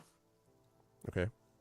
It's basically, and I've counted this out, it's not even 25 words. It's, hello, Aunt Ulara Byron. Pardon, but who sent Daraz de Jarasco to New Seer? It's important I know who and why. Thank you. Okay. So if I'm going to wake up my Baron, I'm going to be polite about it. Okay, gotcha. I assume even lesser people around here. Yes, almost. In fact, there's nobody right near you at the moment at all. All right. I fly up to the roof and take a look at the roof to see what's up there other than a chimney. Is anything else up there, perchance? No. All right. There is a chimney, but yeah, way too small to get into. Yeah. I'm not going to stuff anyone down there. I mean, okay, come back down. Talk to Mia Tanton and Nisiana. Well, we need to get inside here. I can do that. Okay. Please do. These tools come out and Well, then he unlocks the house next door. No, Right. sorry. yeah. no, he's at the level he can unlock the wall. Don't I'm worry. back about at the signpost, reaching through the chain on the hinges. And It's everything. an incredibly complex lock. Okay, so please make a thieves tools check for me, please. Then dexterity check using your thieves tools. it. That's probably better than the way I would open the door. Well, it's going to be significant. Got it, because Nisiana. I have just crazy amounts of stuff. So yeah. 29. Okay. The door springs open at your approach and in fear of your thieves tools. Okay. So the door opens and you notice, first of all, there is a kind of stone floor here that you can see leading to what looks like maybe a desk. And there is an oven in the back. But the bakery that you can see, this floor is deserted. The oven is absolutely stone cold. There's nothing running in it or anything else. And everything is covered in a fine layer of floury dust. And I would like Nisiana and Alarian and Tanton to make perception checks for me, please. Okay, coming up. Hear the faint hissing of a lit fuse. 13. Off the 20. Okay. Man. And Tanton with the 4. That tracks. That tracks. Oh, it's Absolutely. like the signpost. 4. Yeah, exactly. Oh. Alarian, you notice, the first thing is you hear a little bit of a sound that seems odd to you when you look over in that direction. Yeah, but it is a hissing see fuel. Sorry. Yeah, exactly. On the floor behind the counter, so there's the counter that sort of faces the door, you hear a little bit of a sound, and when you look over and then look up, you see there is a dark reddish liquid dripping from a red patch on the ceiling onto the floor behind the counter. This is that. And This is a one-story place. No, I right? said story No. and a half. This Thank is you. like there's Thank like you. an All extra. right. Where's the stairway? There's a stair behind the counter, actually leading up. Okay. Nisiana with me. Actually, I'll just scoop her up and go. Okay, Tintin following. I don't know. As soon as I saw that, I just pretty much zipped and up the stairs. What's the big deal? Ted, you following up? No. Okay, so you're going to stay down on the first floor. Mm-hmm. Are you just before they get up there? Are you doing anything on the first floor other than falling asleep on the counter? Trying. He's gonna taste that liquid. But are you doing something I else? am not tasting the liquid. I'm trying to decide if I've even noticed the liquid. Okay. Because I don't think I have. Yeah. Oh, I mean, unless Where are you going? I'll just given curl up. Alarian's reaction being to just grab her and go, and it doesn't seem like anybody was like, "Ooh, that's not good," and kind of thing. I'm Well, not I convinced that looked they up told me. and said, Yeah. I said a naughty word. She did. That's true. Yeah. 4. Oh, so, for The sure. 4. so you're just hanging out on the first floor then? I'm trying to decide whether We go for a bear claw right now. if they're kind of. No, I'm trying. They say they're out of flour. My brain is like, they say they're out of flour, but there's all this flour laying around. Maybe if I just prestidigitated it all together into a pile, they can make me some coffee with it. My brain. That's great. So Tantin is like doing this. Meanwhile, Alarian, it's great. Alarian and Nisiana get up to the second floor. When you get up to the second floor, Nisiana and Alarian, a scene of what can only be described as bloody carnage greets you. There is a humanoid body lying in the middle of a pool of blood that covers this floor, and it's about half size the normal floor. That's why I said Yeah, I'm story bent and a over, half. obviously. Yep. The corpse has been eviscerated and is missing its head. Oh, well, that kind of makes things difficult. I mean, Real several difficult. reasons, yes. Mm-hmm. Like I can't even like gentle repose the body. Yep. And that's just what you Or see s- from the stairs. Or speak with dead, for that matter. Exactly. Why would you answer me? That was the question. Yeah. Good thing I float. That's for sure. Yeah, I'll float up here. Okay. So I say to Denise, I'm assuming you want to stay here, like on my shoulder, instead of letting you. I'm actually looking around to see if I can find the head. Mm. I mean, I'm not on the ground. I'm Yeah, we're Looking both around. looking. I kind of like send my motes out to light up the room a little bit more. Yeah, you don't even have to make an investigation check. There is definitely no head here. whatever he found. Called out back down. Tanton, don't move around the room, please. And then since I floated, were there any steps on the stairs? Because right now we're just still floating at the stairs, basically. I'm at the top of the stairs. I yelled down to Tanton to not move around the floor. And then I'm checking the stairs now. Were there any steps, footprints on Not the that stairs? you see on the stairs. However, you do see that in the side of in the sort of side of this. I keep Attic? calling. Well, it's more than an attic, but it's like it's a finished attic, right? I guess is as close as what I would say. It's a loft. It's a loft. Hey, Yeah. loft, there you go. Yeah. And you can see that although from the outside you hadn't seen this, that there actually is what looks like a window of some kind that's been covered over, must have been covered over from the outside.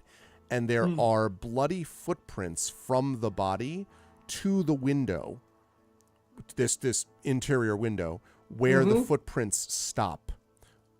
And the window was sealed off because I couldn't see it outside. Right, or was blocked from the outside. Like, it might not have been sealed that well. It might have just been covered over quickly. You don't know, because you didn't do a massive No, this is true. investigation. I wasn't looking closely. Right. Seems I'm not a rogue.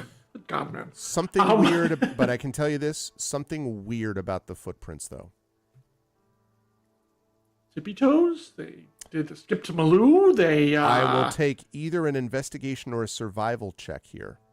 And Nisiana, if you don't want to do any of this, you can tell me that also. That's up to you. I will do an investigation check. I will take survival because I have the better base score in it. Okay. All right, do it. Ooh. I am not rolling very well today.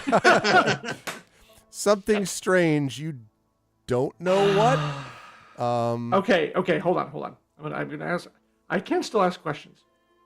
Is it a humanoid footprint? Versus a shifter.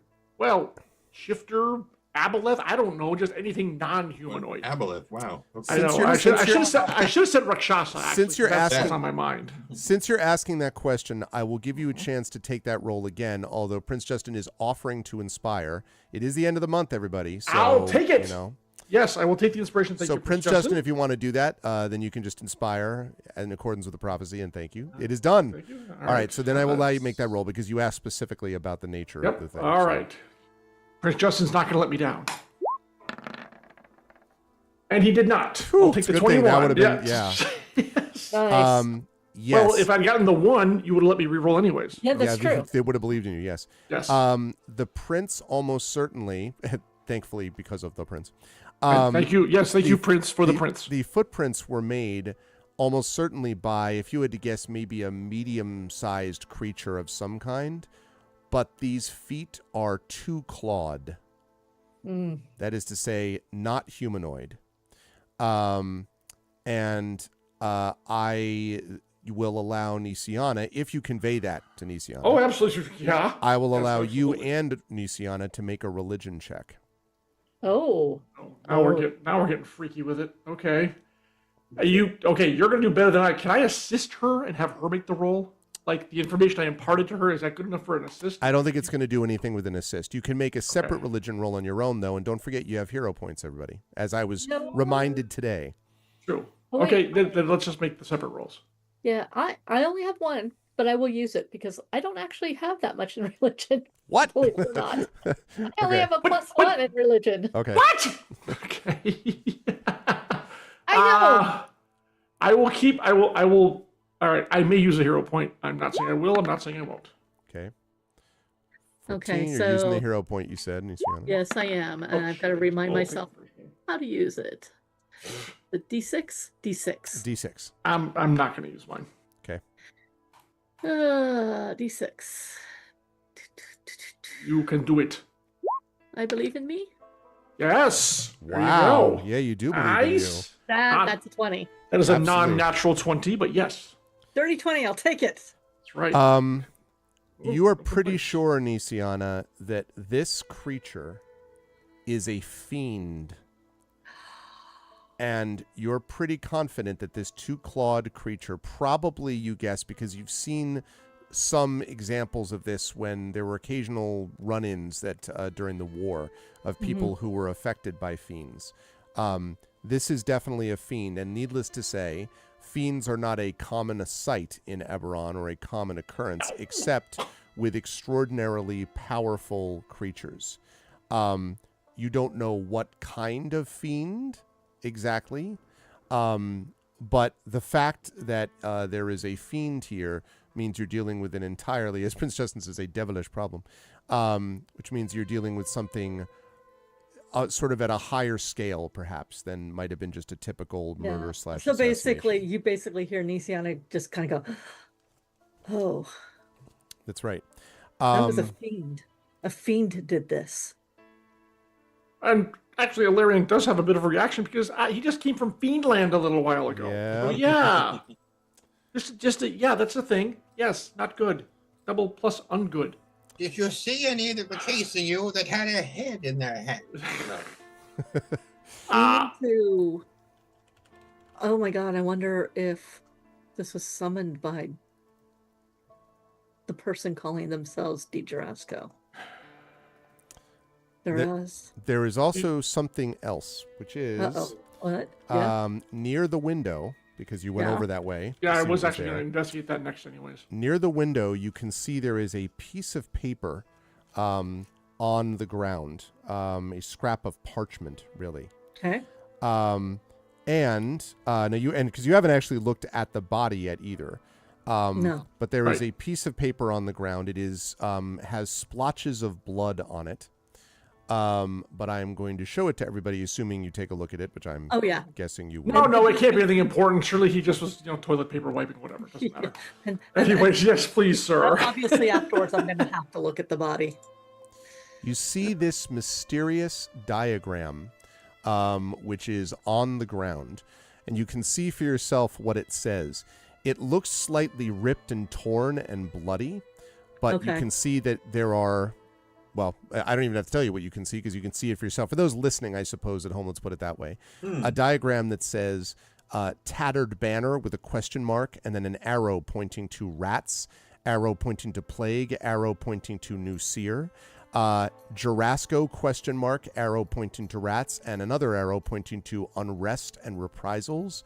Farm sightings, you don't know what that's about, pointing to famine, pointing to new seer. And off to the side... Commissioner Gebler, Gebbler. It is bloody and slightly torn. We haven't... This is the first time we've heard of a Commissioner Gebler, correct? Right. That's correct. That correct. Okay. And that farm sightings is bothersome, too, for obvious reasons. Well, okay, the Jarasco name is really not good. No, but it does say that we know that, assuming this is Hervel, and I'm gonna guess it is, he was getting proof that Daraz was doing this. But I don't know what's up with Commissioner Gebler. But let me take a closer look at the body. Okay, I can help you with that. Yes, please. And I will support her while hovering. Yeah. I'll so actually raise have to the whole flight thing. Yes, exactly. And then we will advance and look at the body. I think from overhead is probably the best, because obviously, Definitely Nisiana belongs to a male human, what was a male human. This has been, as I mentioned, eviscerated. Something ripped out the organs of this creature violently ripped off its head. It was not a clean cut. Ripped off its head. And then, walked away. And the thing that's weird, though, is the window does not show any signs of forced exit or entry. The footprints just stop at the window. But whatever did this to the body did it violently. And actually, I'll actually ask you. Mm-hmm. I'll actually ask Nisiana because she's probably. Does this look like claw marks or bite marks? Or both marks? Both marks. Okay, it must be pretty easy to see then. Okay. Yep. Actually. Okay, there's blood everywhere. So anywhere. Is there anywhere to stand, like a nightstand or a small table, that would not be bloody? Not really. The whole floor up here, it's not a big floor, and most of it's covered in blood. There are a few spots near, like, the edges of the room, near the window. Well, that's Luciana, do you need to examine anything more closely? This? I need to figure out what the hell my kittens are doing right now. That they are complete menaces right now.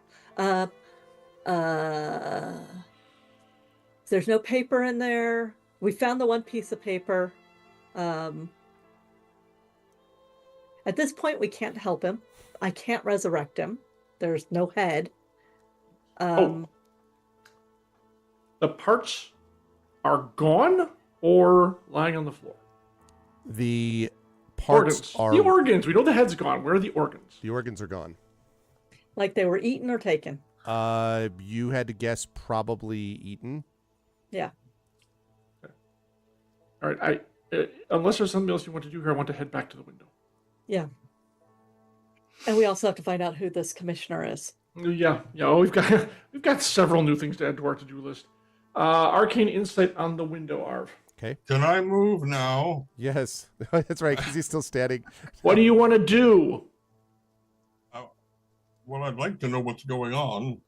We've got a murdered guy up here. Yeah, yes. Oh, you can move. Yes, if you wish to come up here, it's unpleasant, but feel free.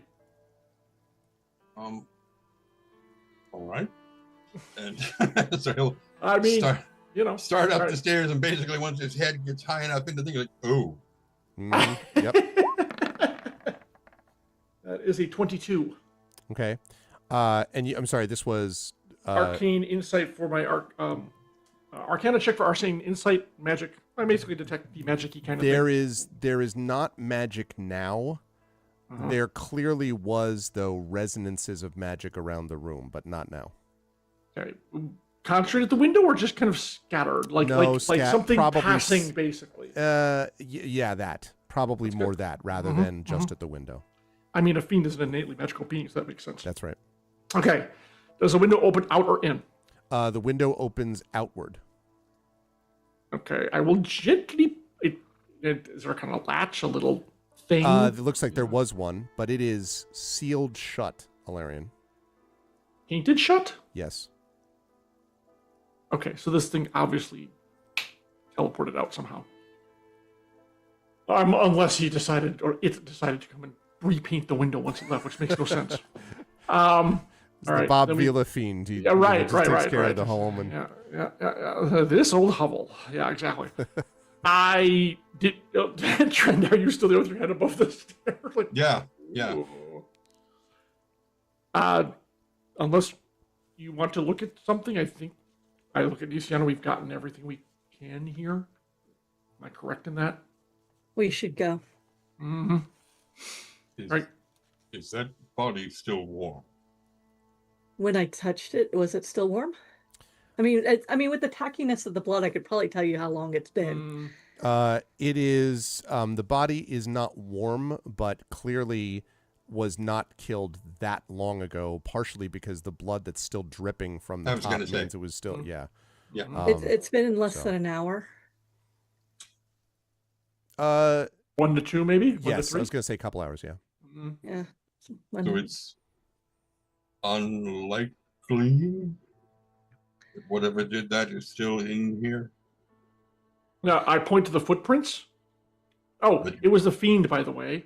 We suspect. Well, And you suspects. can also take a look at that, by the way, Tanton. If you wanna look at those footprints, if you wanted to go over and check them, you could also do that same religion check they did. You don't have to, but if he points at the footprints and goes, this Warning: is the fiend, floor is squishy. you could do that if you want. Also show him the piece of paper. Oh yeah. This was over by the door. The window. And yes, I will take a look at the Okay. See that religion check then. Talon. Oh, this will go so beautifully. Oh man, You can do it. I am not a religious person. You think Valerian is? I mean, Yeah. That's a lot of Are two. you sure it's a fiend? I don't know. In the presence of our cleric, who can. right. Ay. Yeah, you have to take their word for it, apparently, Tanton. But what Tenton will do is he'll look at the piece of paper, and he'll head back downstairs and where the desk is, and presumably the counter or whatever. Presumably there's something akin to a menu, Yes, I think that's fair. and he will start comparing the handwriting on the piece of paper to the menu to the handwriting on the sign outside saying we're closed because we're out of flour. The menu looks like this handwriting. The sign does not. Mm-hmm.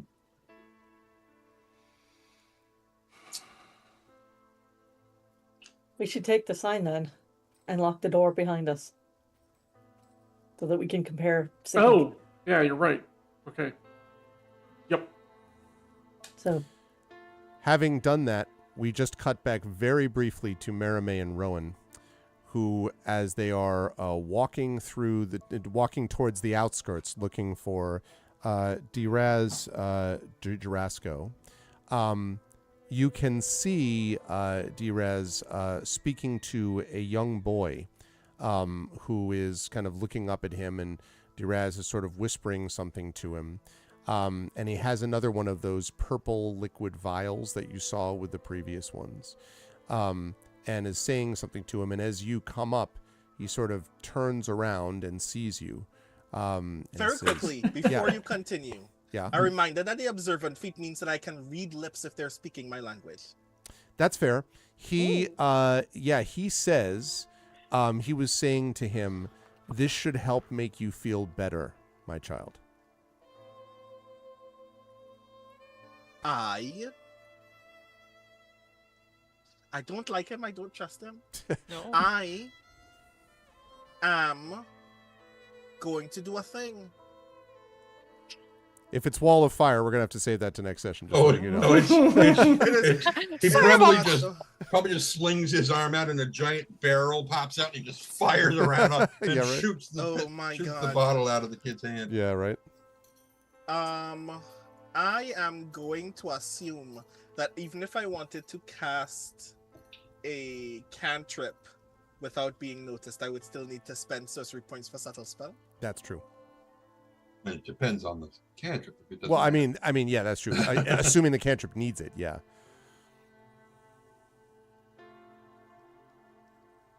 No, yeah, fuck that. I'm just gonna firebolt the bottle. Okay. You can do that, and when Not even surprised. yeah. So the firebolt actually, so make an attack roll. Ranged Blow up attack Do the roll. not kid. roll a 1. You I can- incinerate the child. Well, no. Damn it. Immolate.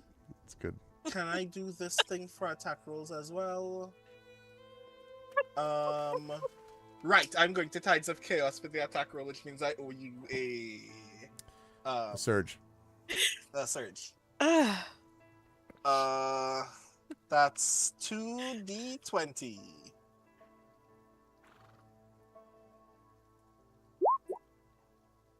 $16. Okay. So that's right. Go ahead and make the roll, just the surge quickly. While I'm thinking about it. 15. Okay, Okay, too bad. cool. So The dice don't want to ruin me now. If it was that one, we'd be doomed. so the firebolt Mary would shoots, have to fight alone while I Exactly. try to go to something. and the firebolt like just hits and smashes the bottle. And like so there's the kid sort of stumbles back as does Young one, Duraz. please take several steps away from this man. And the boy sort of stumbles away, and Duraz turns and looks at you and says, I suppose you're going to explain what exactly you're doing? I will, but you have explaining to do before we begin. About sharing a room with a man who was about to be poisoned. And that's a good place for us to stop our session for the day. We will at the beginning. One last thing. What's At that? this point, because I just remembered I wanted to do a sending to my sister and say, there are fiends involved. Be careful. Can you do a I love second the idea ascending? that I don't know this. Can you do ascending when another sending is already out? Oh, I believe so. Yes. I think so, but I just want to make sure. Hold on. I will find out if I'm going to spend the spell slot. You're right. I believe It's you very can. JoJo's Bizarre Adventure that Merime learns that there are fiends involved while I'm about to get in a careless fight. Yep. You know what? Never mind. It'll be a surprise. Yeah, I can do believe- it. There's nothing against it. Okay, that's what I thought. Go ahead, Tim. I think the trade-off though is that if the response has not come in from the first one yet, that gets overridden by the application of the Oh. second spell. Yeah. So In you that don't get case, never two mind, responses. I don't yet do it because Well, this is even better then. Okay. We'll be fine. I actually want the response from my Baron. Okay. And you can get one response. You can't get 50 words in reply, but you Right. could get 25 from the second sending, not the response from Okay. the first. But it All would be right. funny if the response was something like, "Oh no, I can't believe it," and you're like, "That's what the Baron thinks," and like that's actually Merame being like, "Wait a minute," like, So as Duraz is confronting an angry Rowan who is given a powerful question, we will have to hold and see what happens in that response in our next session. I really had fun with these kinds of things. Mystery sort of things are fun anyway, but watching the intrigue as we had people, first of all, some very good moments of role play with Tantin and the prince dealing with like the whole melting down of the crown. I really loved the visual that was being created that was sort of driven by Trent. I liked the fact that we had a little bit of a mystery of what the hell is that thing next to Alarion that he can't quite sense. And then obviously dealing with the ambassador and we've got this, random, like there's a code, there's poison, a specific kind of poison, and that sends them to this bakery. And oh, by the way, half the bakery is filled with blood because some corpse has been ripped to shreds. And there's a lot of stuff going on here that they've got to figure out. And they have some more clues now. This Commissioner Gebler, what the hell's going on with this farm thing? And of course, Duraz himself. So very excited to see what happens next time. There was no combat here, but maybe we're moving closer to one-ish, but maybe not. We don't know. Although I suppose getting into a firefight with Duraz is probably not going to help get what the King Citadel wants. So I'm not sure if they're going to go that route. We'll see. Maybe. You look at who's there. Well, there is a firefight, yes. It's all right, though, because Merime will clearly hold Rowan back at that point. Oh yeah, no worries. Calm, cool, collected, logical Merime. Oh, yes, step Exactly. I in. got this. College I of Swords, stab them all. Yeah, no kidding. stab. And there's We can kill them and come bring them back. I could do that. and there's not a barber above the bakery, as far as we know. So you see Fleet Street. There's the signpost right outside. Anyway, but really good, fun stuff today, and I'm very excited to see how things happen with the next portion of the final tribute. I'll start on the bottom of the ziggurat on the right, as per usual. John, good stuff again today with Alarion. Again, when the whole fiend thing came up, it did occur to me, I wondered how Alarion was going to react to that, insofar as you were going to be like, what the hell is this? Because there's all these things that are starting to kind of flow back into Alarion's consciousness and everybody's consciousness as all the threads begin to gradually cohere. So I was curious about that. But then also, Alarion is probably also thinking, if there's something powerful enough to teleport in, teleport out, this is a strong, powerful creature, and you don't even know what this is. Is it like servant? Is it something else? You just know it's fiendish. So a lot of questions yet to be answered. How'd you feel about today's session? Where will the fine folks find you next? Shoot, can I ask one more question, by the way? Just very quickly. Sure. For a minute, I thought you froze. I'm like, what the hell just happened? No. It was yes or no. When I detected the energy in the upstairs loft, did it or did it not match the energy I saw when I was above the prince and Tantan? Arcane Insight, although it is very powerful in some ways, does not, I think, allow you to match it completely. I can tell you it's not the No, was it similar? It doesn't have to be exact. It was like similar, yes. That's good enough. That's good enough. Okay, that confirms something I'm even more concerned about now. Okay. Good. This was a lot of fun. I was initially a little concerned about what a Larian would do except stand there and look, menacing, but they've picked up a few things from folks who are clearly smarter than them. And I'm not saying that it is what it is, but when they came up with the idea about, you could take the antidote and have the poison and be fine, et cetera, stuff like that, which I thought was within the realm of, he's not the smartest person of all, but they're smart enough, and that's what it comes down to. So no, this was really enjoyable. And yeah, watching over them and having that happen, and then the Bakery of Blood we ran into later. Yes, it's all Bakery of Blood. Yeah, exactly. The new album from the Fiends, of course. From the Fiends. Yeah, and it's very interesting that how our problems seem to be, the deeper we get into this place, that the problems seem to be multiplying, or the leads, or whatever's going on here. Because you just listed like 3 new things we got to follow up on now, which we will do, and we'll get to the bottom of it. And hopefully our best lead won't be a fiery grease spot on the street next session. On the outskirts of New Seer. Yeah, so this was a blast. So glad we're back on playing, and I think we're planning on 2 next month. I really hope so, because we want to get back into it. I missed this, so it's been great fun. Good stuff, John, as always. And I look forward to more from Malarian next month. Jen, obviously, there was a lot of Nisiana on display today because of both the Jarasco question about whether or not this guy's legit in the first place, and also, of course, about certain things relating to body investigations and medical investigations and things like that. And so Nisiana is obviously going to be picked up as a part of that too. And it was important that being able to figure out that you were dealing with a fiend of some kind was pretty clutch, because that at least gives you a sense of like, this ramps up the possibilities in terms of what you might be dealing with. And so, and then the fact that it obviously had to like somehow get through the window without opening the window is pretty interesting too. So there's all that. And of course, Nisiana has the sending out to the Baroness as well. And so we'll see what comes back from that one way or the other.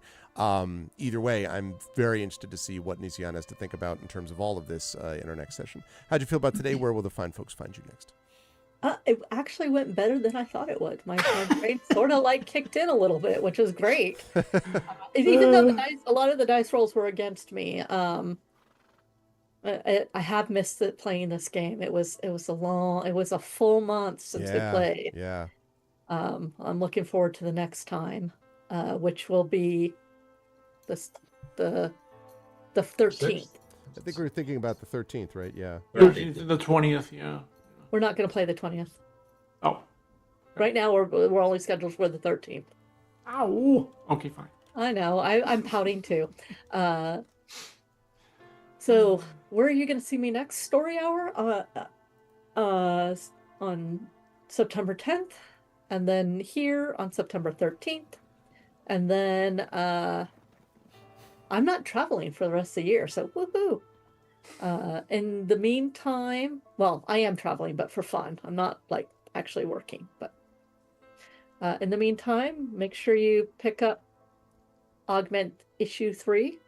It's beautiful. We worked hard on it, and two other people in here have words in it. That would be Marie and Brandon. Oh, yay! Yeah. Huzzah! Yay! And Marie has many releases you need to mention. You do.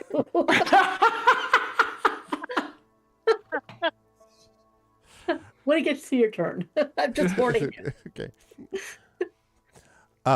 Thank you, Jen. Good stuff today from Nisiana, and thank you. I'll see you, of course, next month.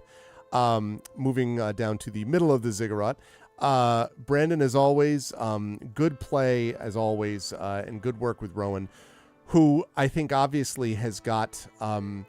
Rowan has got these suspicions, which are very reasonable ones to have. But I like the idea that there's an edge to Rowan about some of this, especially when it comes to, like, you know, people screwing with kids and with especially the sort of the poor and the ones who have been sort of like, you talked a little bit about this when we talked about our session last time about coming to New Seer and seeing a lot of these people that have been sort of shut out of the kind of typical structures because you're dealing with refugees here. And here you have someone that at least you suspect of screwing around with and or making things worse for the refugees. And that obviously has an influence then on you in terms of the way that Rowan sort of manages the response. It is funny that Marimy's become your keeper in this. We'll see how that works out.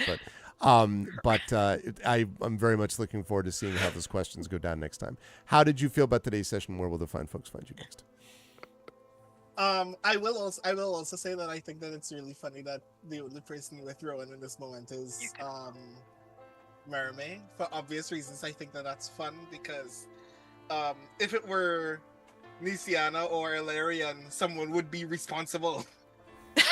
And I would very much look forward to us just maybe we didn't think this through very well. No, yeah. Y'all weren't paying attention when the thing happened, and that's on you.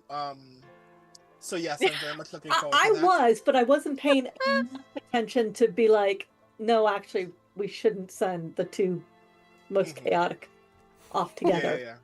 It's going to be fun. I look forward to me lighting things on fire and then Mermaid just poking them to death until they fall into piles of ash.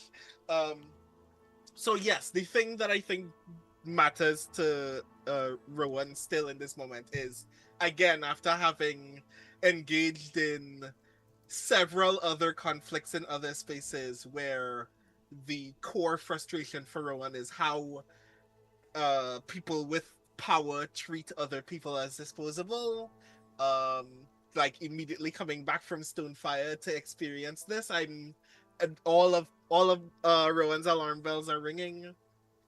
He has no reason to trust literally anybody that he has met so far other than the actual citizens, and is like, I find it funny on a narrative level that the dice are like, but you don't know anything, you have no proof, and Rowan is like, fuck proof, I don't care. It doesn't actually matter to me whether someone confirms my suspicions or not. I am suspicious because based solely on the situation at hand, it stands to reason that someone is using their power to take advantage of the citizens here, and that it doesn't even matter to them what happens to these people because the goal is separate from New Seer altogether. Is even more frustrating.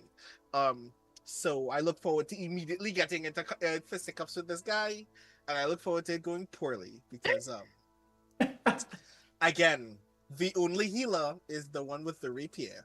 So we'll see how that goes. It's gonna be fun. It'll be fine, I'm sure. We're not gonna die. No. Nisiana will just meet the northern portion of New Seer entirely on fire. That's all. But yes. Hello everybody. It is me, Brandon O'Brien. I am a writer, poet, and game designer from Trinidad and Tobago. I have been gone for several weeks, and in those several weeks, so many things have happened. A column came out in Rascal News in mid... What month are we in? August still. August. Right, it came out in very early August. That I still think is very, very important and very, very cool to read if you're into tabletop RPGs and want to have a thought about the weird collective shout things that have been happening on itch.io. That's still there. I have stuff in Augment magazine, so if you have not read Augment issue 3 yet, you should. In it, I write a piece about what if magical pillars of wind separate all of the global south from each other, which I think is fun. Grey Shade is still not done yet, but it will be done soon. TM. I'm very excited for it being available in people's hands sometime in... I will say the Grey Shade playtest was amazingly fun. It really was. We did in fact get to run a session of Grey Shade, a session of the one of the adventures that is in the Grey Shade book, Death of a Noble. Yep. And it was really wild. So if you were there and saw all of the shenanigans that party got up to, then you know what's in store in the book itself, and I very much look forward to people getting their hands on it later in the year. And I was the Port Laureate of Worldcon, and it was rad. Yay. And that means that if you go to the Seattle Worldcon YouTube channel, you can still view the live videos of the opening ceremonies and the Hugo Award ceremony. And I do a poem at each of those events, and it's actually really rad. So if you want to hear some of the poetry that I was writing mere hours before I read them aloud during Worldcon, you should check those out as well, because I thought that those poems were actually really nice. You can find out more about where I am and what I am doing on all of the social medias. I am on Blue Sky and most likely not anywhere else, at The Rising Tides. And I have a website, which is also my newsletter, which is BrandonO'Brien.xyz. And that's me. Good stuff. Thanks, Brandon. Yeah, I agree with Jen. The Grey Shade playtest went really well. Very excited for the release of this game, and it is coming very soon. We're like zeroing in on it. Should be mid-October, but we will let you know more about that as time goes closer. Very excited about that. Always a pleasure, Brandon. Marie, great stuff today out of Merime as well. I did love the idea of, Merime being the one that will sort of like hold things in control. Actually, Merime was more like sort of like, we need to find Durasco. So like, ping, ping, ping, ping, ping. When Rowan was like, hey, why don't you're like, can we please move on from these people and get to the big cheese or whatever. So that was funny. And, Merime, I imagine, is also trying to rapidly process what's going on in a rapidly changing situation, in which combat is not launched yet, but there's also not been a lot of like time to hang out and check out dreams and do things like that. Like, I mean, and Merime, I guess, is sort of doing it live, as they say, figuring this all out. So I am curious to see how Merime is going to handle this situation, escalate or diffuse, or just be like, man, just watch Rowan do whatever Rowan's going to do. I'm fascinated to see how that goes down. How'd you feel about today? Where will the fine folks find you next? Well, there's a reason that Merime asked Rowan to team up with her.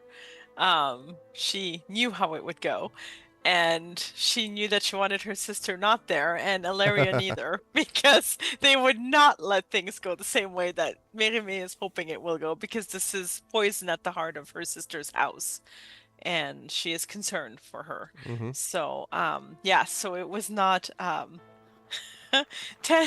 for Tent, and she was like, it could go either way. He could come or not, it's fine. I have a feeling he'd be okay with the turnout, but yeah, no, she did it with purpose.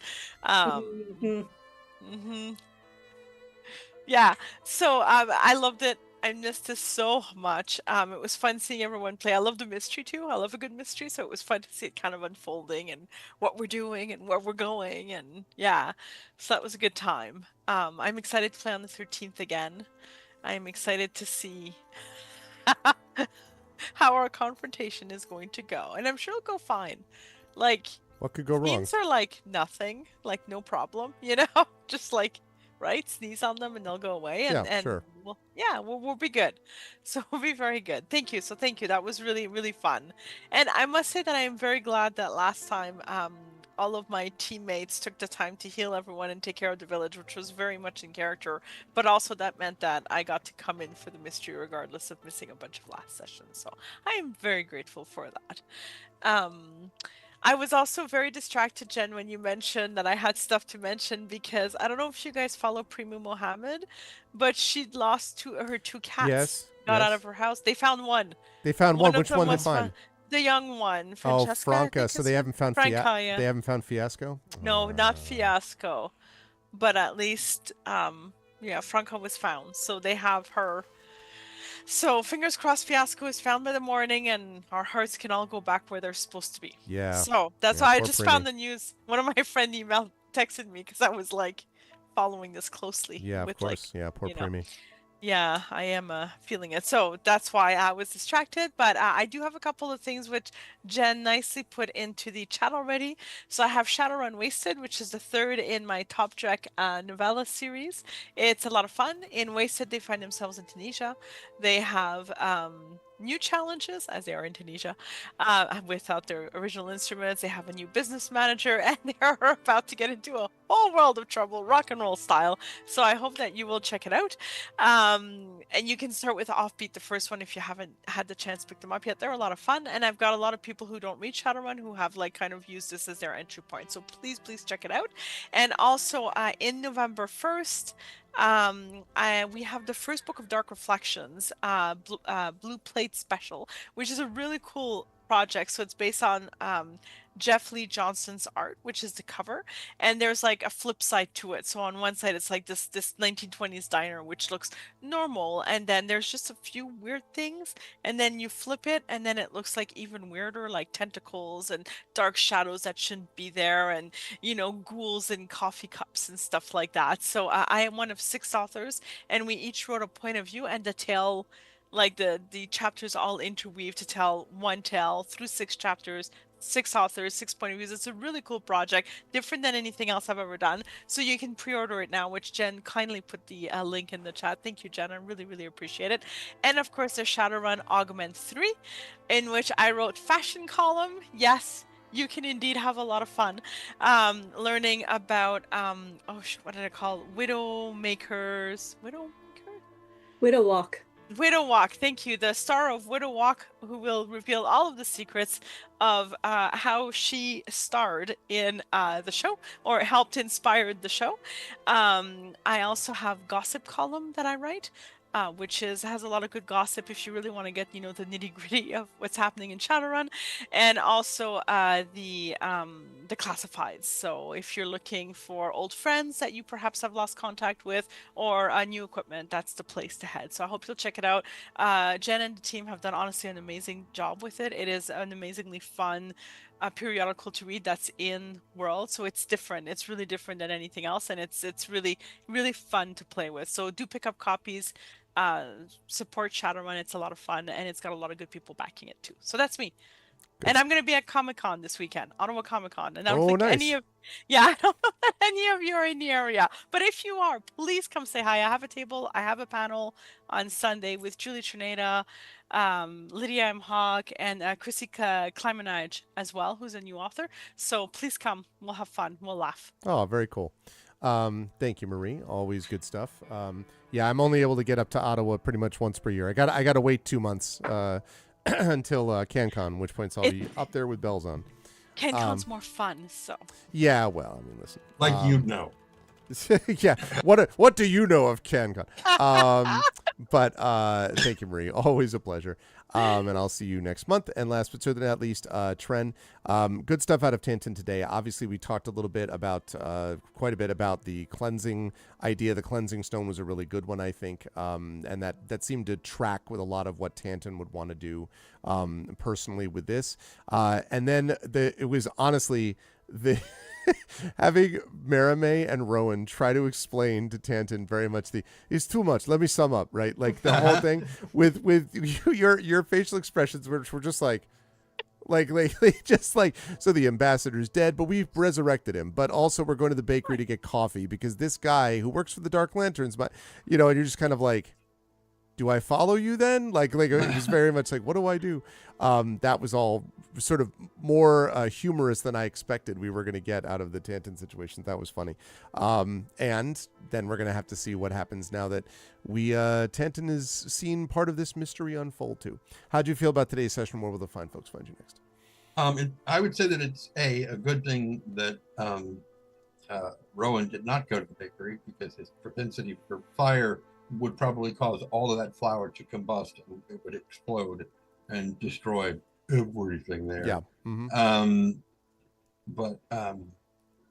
Yeah, the part with the cleansing stone, I guess it was like in the middle of last week, it occurred to me. I'm like, wait a minute.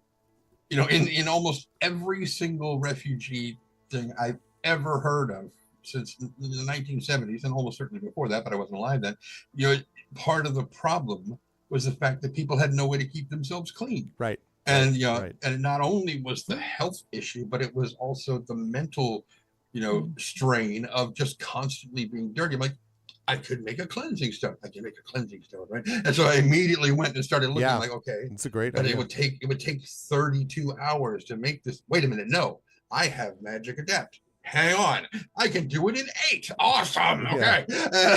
So just I was like, I have a plan now. I have a plan. And it makes sense that this would be what Tanton was thinking about in the cart. You know, giving people food takes care of them for right now. He would want to do something that's much longer lasting, that is, you know,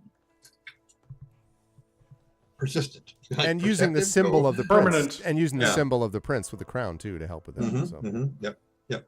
So it all kind of came together with that. I was very, very happy with it. The decision between going to the two groups, I was like, oh God, no.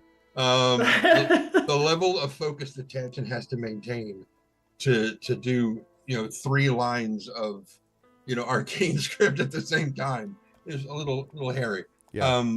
So he would be mentally exhausted for a little while, which, of course, the dice followed along perfectly as they should. As usual, yeah.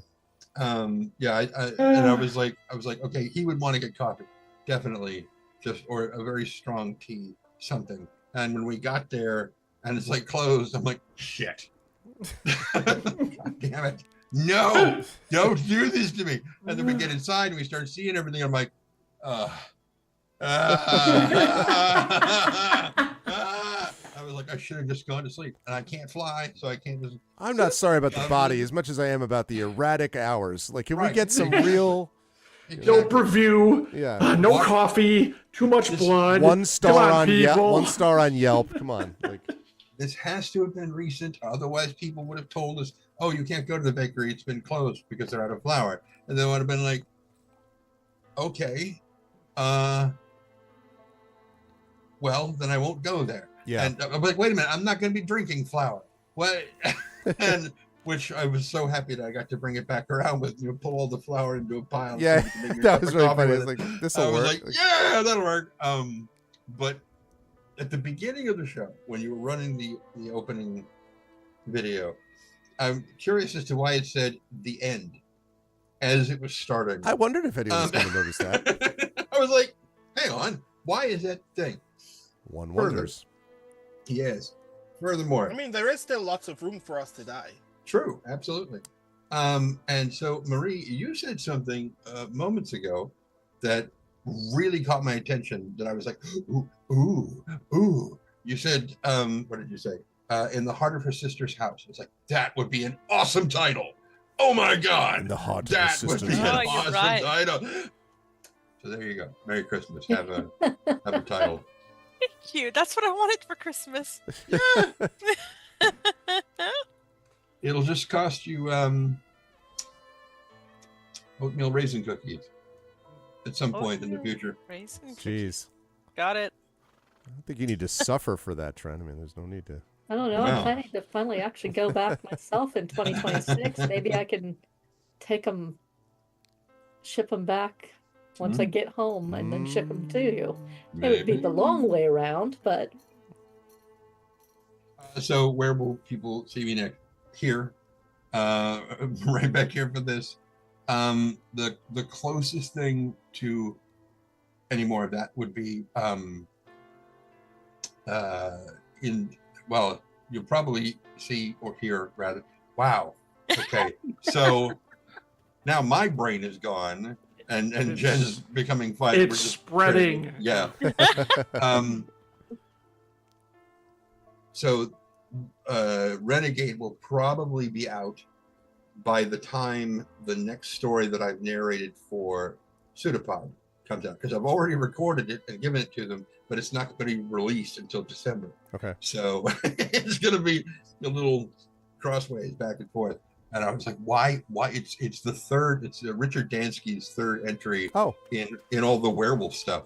Okay, that that's he's cool. been. So I read Licking Roadkill was the first one. The Last Supper was the second one. This one is called Give a Dog a Bone. That's cool. And so that'll be in December when that comes out on pseudopod. Very cool. Yeah, and yes, Renegade and Heretic should be in the next few months, then roughly ish. So which will be great because I'm excited to hear those too. By the way, so it's gonna be awesome. But thank you, Tren. Good stuff from everybody. And thank you for being a part of this awesome session that I can't wait to see. Next month is going to be busy. I got my subathon. I've got other stuff going on. But I'm excited to get this group back into things and see how much of the mystery that we unravel. It's my birthday next month, so I expect that for my birthday, we're going to get just an incredible badass session like you all provide anyway, so it'll work out really well. Chat, can we get some love for the amazing members of Infinity and Beyond? Thank you so much to Trent Sparks, to Marie Bilodeau, Brandon O'Brien, Jen Brozek, and of course, John Helfers. Thank you, crew. Well done, Citadel. And I will see you folks back here next week. Bye for now. All right. That is going to do it for us. And I do want to mention, because we talked about this before, Echo quite rightly reminded me, I was kind of waiting until September, and I forgot that they started a little earlier, which is why I didn't talk as much about it today. But I'll definitely be talking about it next week, and even more as we get into the subathon. But it is a subathon this month, and it's actually... Twitch's subathons are not always, or Twitch's Septembers are not always equally good. I find some of their Septembers are kind of like sort of mid, if I'm being honest, but this one is not that way. This one is actually pretty good. Starting now all the way until Wednesday, October 1st, 1 month subscriptions are 25% off, 3 month subscriptions are 25% off, and 6 month subscriptions are 30% off what they would normally cost. And that counts whether you are doing this, this. So that's this thing. Also, from September until October 1st, every 5 gift subs purchased in a channel, Valorant Champions, the game, will add 1 bonus gift sub in celebration of Valorant Championship Paris, but also Valorant will also periodically give out additional gift subs to support streamers. Not entirely sure about how that works, but whatever. That part is much more random. But the fact that every 5 gift subs purchased gets us a bonus gift sub is really cool. So you have the discounts, but you also have the bonus gift subs. And that's going to be a big deal during the entire month of September, including during the Subathon, Arvathon 3. I am excited to talk about that more. I've started to think a little bit about it, although my focus has been more on trying to get recovered from everything and, after the travel and then getting ready for the new semester. But I am going to be thinking very soon about details about the subathon, which is coming up towards the end of the month of September. So it's going to be awesome. Otherwise, though, this has been an excellent summer and a lot of fun with all of you, and very glad to be back in the saddle with Eberron Oracle of War, because things are just going to continue to ramp up here in New Seer and elsewhere. So it's pretty awesome. We are going to do a raid today.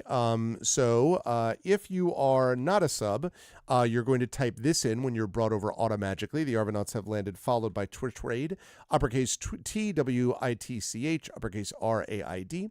If you are a sub, you can do this, which is Arvany Hype, the Arvanauts have landed, Arvany Roar, Arvany Witch, Arvany Smug, Arvany Love, Arvany Blown, Arvany Swall, all the Arvanys.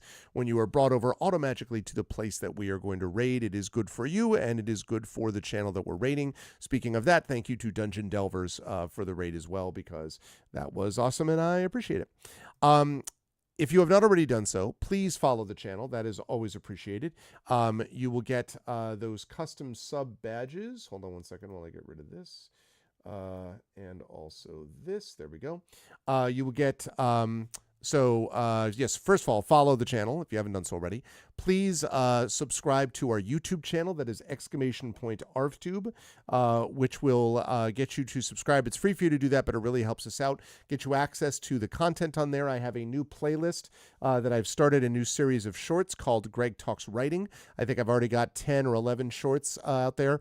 Excuse me. I started that when I was out in Seattle, and I've really been enjoying it. So definitely check that out and let people know and spread the word. That would be lovely. If you have not done so already, please consider as well checking out our Discord with !ArvCord, where you can hang out with the Arvanauts in between streams. That is always appreciated. And we are growing ever faster and faster on that Discord as well, so please do that. On the microblogging side, you can find me at Blue Sky, only on Blue Sky now from a microblogging point of view. I have closed down my Twitter, so I'm now available at Blue Sky, !ArvSky for that. Please do subscribe to me or follow me over there. That really helps. And don't forget to check out my show with Zach Clay, Gen GMs, which is my DM and GM tips show that we do together. We've got a one that came live from Gen Con that we're going to be talking about in more detail very soon. More stuff is going to be coming out because we have a new person that is coming on board to do shorts and to edit videos and stuff like that. So you're going to be hearing more from us on the Gen GMs front, and frankly, from my channel with shorts as well coming soon. Website for this, arvanellarun.com. On the financial front, !Arv Shop is my merchandise area. You can get swag like this, for example, devoted, which looks good on you, but is also supports the channel, so please do that. That's !Arv Shop. !Arvtreon is sitting right there. That is the Patreon, which gets you cool stuff and cool stuff for the channel as well. During the subathon, one of my focal points is to get that back into triple digits. I would love to be able to do that because doing that would be would really help us out. That takes the fewest fees away, so I'd appreciate that. And you get, again, inspirations to help our players as well. One of those inspirations came in very good use today. Also, subbing to the channel. You get those custom sub badges and emotes to use here, there, and everywhere across Twitch, and inspiration to help our players if you support at a high enough tier. So please consider doing that as well. And thanks to those who did that tonight. On the publishing front, !Icarus, my graphic novel from Athos Arts.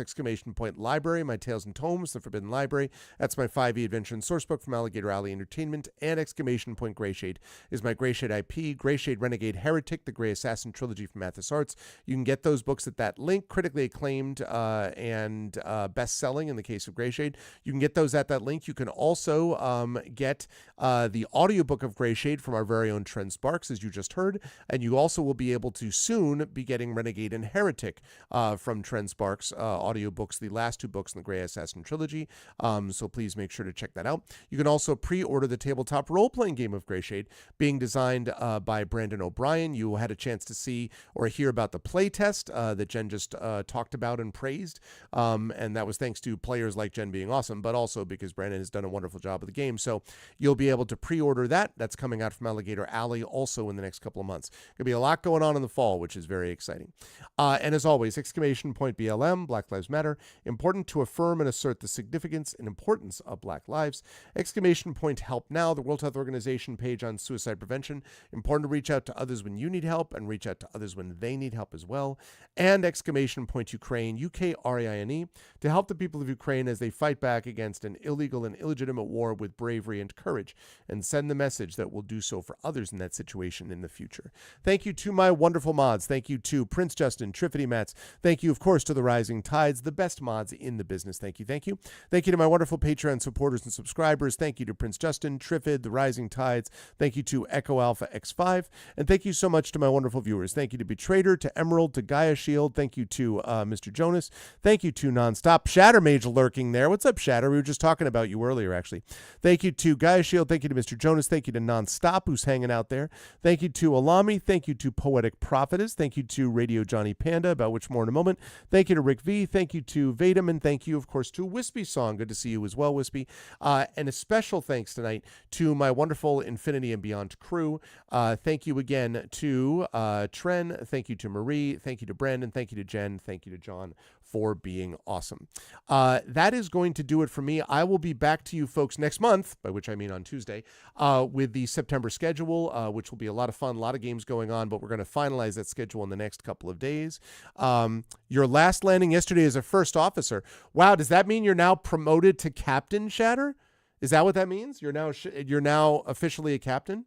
Going to captain upgrade training on Wednesday. Hey, congratulations. That's awesome, man. Yeah, let's go. So now if I really need a package, is what you're telling me, if I really need a package, I'll be able to call upon my friend who will be able to bring it directly to me with the power of his captain. He's like, screw the flight plan. We're bringing this directly to... That's how this works. No, congratulations, man. I know that you've worked hard for it, and that's really awesome. Congratulations. That's super cool. So we are going to fly on over. See what I did there? As soon as this video is done, please stick around for the raid, and then go over and raid, and then have a lovely weekend, and I will see you folks back here on Tuesday for September and Subtember, and getting ready for our subathon, Arvathon 3, the Arvathoning, happening towards the end of the month. Your girlfriend ordered a hairdryer from Italy. It happened to end up in your plane back to Germany. It took 2 years to get the hairdryer. Jeez, that's a long frame thing. Anyway, but that's going to do it for me. Please stick around for the raid, and I'll see you folks on Tuesday. Otherwise, more of Infinity and Beyond Eberron Oracle of War coming next month as well.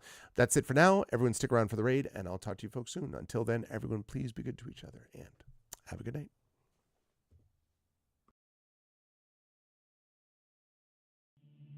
Most folks in Eberron live their lives hoping to survive and protect the ones they care about the most. A few do that and more, trying to help those around them, even the ones they don't know. But only one group does all that when no one else can. The King's Citadel. The ones who do the job no one else can do. Elarian, the Shield. A star-forged Aegis, whose strength lies in the defense of their companions and their will to keep the Citadel and its missions safe, no matter the price, even when that price must finally be paid. Merime, the Sword. A Kalashtar bard whose dreams predict doom and disaster, and who has touched the mind of a god. Her skill in battle, insight into the hearts and minds of those she encounters, and love for her sister in the Citadel is more necessary than ever, if her divinely touched spirit does not waver. Tantan, the Brain. A dragon-marked human artificer, whose jovial demeanor conceals a deep curiosity, razor-sharp intellect, and long memory. He knows what he did for the last war, and he knows what it did to him. And now that he has returned to the site of it all, deep within the ruins of Seer, he knows how much worse the next war will be, unless he can stop it. Nisiana, the Heart. A dragon-marked halfling healer, whose love for her sister is matched only by her desire to help and heal the members of the Citadel. She's grown wiser and more wary, and has learned that at times harming matters as much as healing. Can she keep hope and the King's Citadel alive? Rowan, the Wild Card. A human wild magic sorcerer who's played a dangerous game for most of his life. He's gone all in to save his friends, but for the first time he's learned they're not the only ones sitting at the table. Can he break through the shadows of his past and finally call the bluff? These 5 elite operatives came together to aid the salvage outpost of Salvation, where the Grey hovers nearby, a threat and a promise. With the Oracle of War, they found an artifact powerful enough to end a war, or begin one. They traveled to Sharn's City of Towers to unravel the Oracle's mysteries while stopping assassination attempts from the terrorist organization known as the Emerald Claw. They traveled back to Salvation and into the Grey to repel a war-forged invasion and take the fight to the Lord of Blade's secret fortress Razorcrag. They paid a heavy price to rescue hostages from the fortress, and the Lord of Blades escaped into the Grey, seeking a way to create an army of Warforged powerful enough to crush the 5 nations of Corvair. But the Citadel had more immediate problems, the Emerald Claw, and a looming war. At the same time learning that the Lord of Blades seeks the Oracle of Bones to create his invincible army. Now the King's Citadel is in a race against time to unite the 5 nations and stop the Lord of Blades before he can turn his full might against all of Corvair. They've saved Salvation, navigated Sharn, prevented disaster at Razorcrag, stopped the war with Thrain, and thwarted the Emerald Claw. But can they finally unlock the Oracle of War's secrets and defeat the Lord of Blades? Only if they remember that in the end, all they have is each other and the King's Citadel. Long live the King. Welcome to Eberron. Welcome to to Corvair. Welcome to the final season of the Oracle of War.